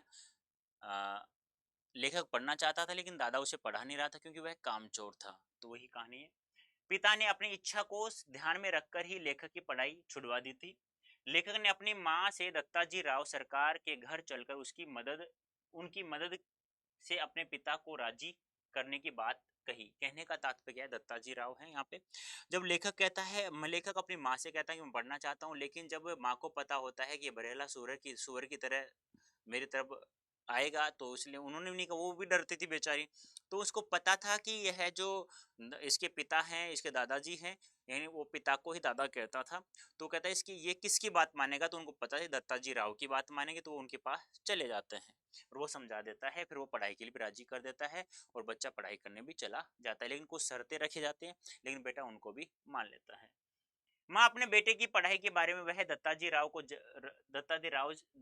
राव से जाकर बात भी करती है और पति से इस बात को छिपाने का आग्रह भी करती है, वरना उसे पता चल जाएगा तो वो बरहेला सूरज की तरह तो आता ही है, फिर बहुत तेज मारेगा हम दोनों को, इसलिए वो उसे मना भी कर देती है। अजायब घर में रखे सिंधु सभ्यता के पुरातत्व के अवशेषों से किसका महत्व सिद्ध होता है? कला का या ताकत का? तर्क सहित उत्तर देना है। यानी कि सिंधु घाटी सभ्यता, हड़प्पा और मोहनजोदड़ो। मोहनजोदड़ो के अजायब घर में सिंधु सभ्यता के पुरातत्व के अवशेष रखे गए हैं। यहाँ पर काला पड़ गया गेहूं, तांबे और कांसे के बर्तन, मोहरे, वाद, चाक पर बने विशाल मर्द भांड, चौपड़ की गोटियां, मिट्टी की बैलगाड़ी, पत्थर के औजार, मिट्टी के कंगन आदि रखे गए हैं सिंधु सभ्यता के पुरातत्व अवशेषों में। ठीक है, अजायब घर में यहाँ की चीजों को देखने से पता चलता है कि यहाँ औजार तो हैं पर हथियार बिल्कुल भी नहीं है। समुची सिंधु सभ्यता में हथियार उस तरह के नहीं मिले जैसे किसी राजतंत्र में होते हैं। मैंने कहा ना, यहाँ राजा का तंत्र नहीं था, यहाँ सभी लोग यहाँ पे कहते हैं ना, सभी लोग इकट्ठा होकर के एक सामूहिक नियम निकालते थे। एक ऐसी व्यवस्था थी वहां पे, राजतंत्र बिल्कुल भी नहीं थी। यहाँ पर प्रभुत्व नदारद है। इससे यह पता चलता है कि सभ्यता में कला का महत्व अधिक था, न कि ताकत का। इन कला का महत्व यहाँ अधिक था, लेकिन ताकत का महत्व बिल्कुल भी दिखाई नहीं देता है क्योंकि यहाँ राजतंत्र नहीं था। तो बेटा ये है आप लोगों का क्लास 12th का हूबहू सैंपल पेपर, जैसा आप लोगों को एग्जाम में मिलेगा। उम्मीद करता हूँ आप लोगों को समझ में आ गया होगा। देखो थोड़ा फास्ट इसलिए मैंने पढ़ाया है कि आप लोग प्रत्येक चैप्टर को पढ़ा दिया गया है। अभी तो चलो कंप्लीट नहीं हुआ है, अभी तो हम लोग आरो भाग पे ही, पुस्तक पर ही चल रहे हैं, लेकिन धीरे धीरे कंप्लीट हो जाएगा। यदि फिर भी आप लोग प्रत्येक चैप्टर को पढ़ना चाहते हैं, उस चैप्टर का नाम लिखना है, पाठ का सार लिखना है और बाय राजेंद्र सर लिखना है। मैं प्रत्येक चैप्टर को मैं पढ़ा चुका हूँ ऑलरेडी। ठीक है, तो प्यारे बच्चों अभी के लिए इतना ही। उम्मीद करता हूँ आप लोग बहुत अच्छे समझ में आ गया होगा। समझ में आ गया हो यस या नो में मुझे आंसर अवश्य देना है। और क्या आप ऐसे ही पढ़ना चाहते हैं तो मुझे यस या नो में आंसर देना है। और जल्दी से आप लोग फटाफट इस सेशन को शेयर भी करना है। जिन बच्चों ने लाइक नहीं किया वो लाइक भी करना है और फटाफट तरीके से आप लोग। और यदि आप लोगों को फिर भी मैक्सिमम डिस्काउंट चाहिए किसी भी बैच के लिए, तो आप लोग Y551 कोड का प्रयोग करें। ठीक है, इससे आप लोगों को मैक्सिमम डिस्काउंट प्राप्त हो जाएगा। मैक्सिमम डिस्काउंट, चाहे कोई भी बैच हो किसी भी प्रकार का। आप लोगों को पता भी है कि 12th के बाद हमें एग्जाम जैसे होगा, हमें सीयूटी का एग्जाम भी देना है, तो सीयूटी और 12th की तैयारी हम लोग एक साथ कराते हैं। उसके लिए आप लोगों को इस कोड का प्रयोग करके ही आप लोग मैक्सिमम डिस्काउंट प्राप्त कर सकते हैं। तो उम्मीद करता हूँ आप लोगों को बहुत अच्छा समझ में आ गया होगा। अब बेटा मैं आपसे यही कहूंगा कि जैसा आप मैंने आप लोगों को बताया है कि बस ज्यादा कुछ भी नहीं पढ़ना है आप लोगों को, जितना मैं पढ़ा रहा हूँ बस उसी पे ज्यादा ध्यान देना है, बस वही पढ़ना है। मैं गारंटी से कह सकता हूँ आपको 12th क्लास में 95 प्रतिशत से अधिक दिला दूंगा, और CUT 2024 में तो 100% एल मैं दिला दूंगा, लेकिन आपको कोड यूज करना है Y551। तो कैसा समझ में आया? उम्मीद करता हूँ अच्छे समझ में आ गया हो। तो प्यारे बच्चों, अभी के लिए इतना ही। धन्यवाद। Thank you so much.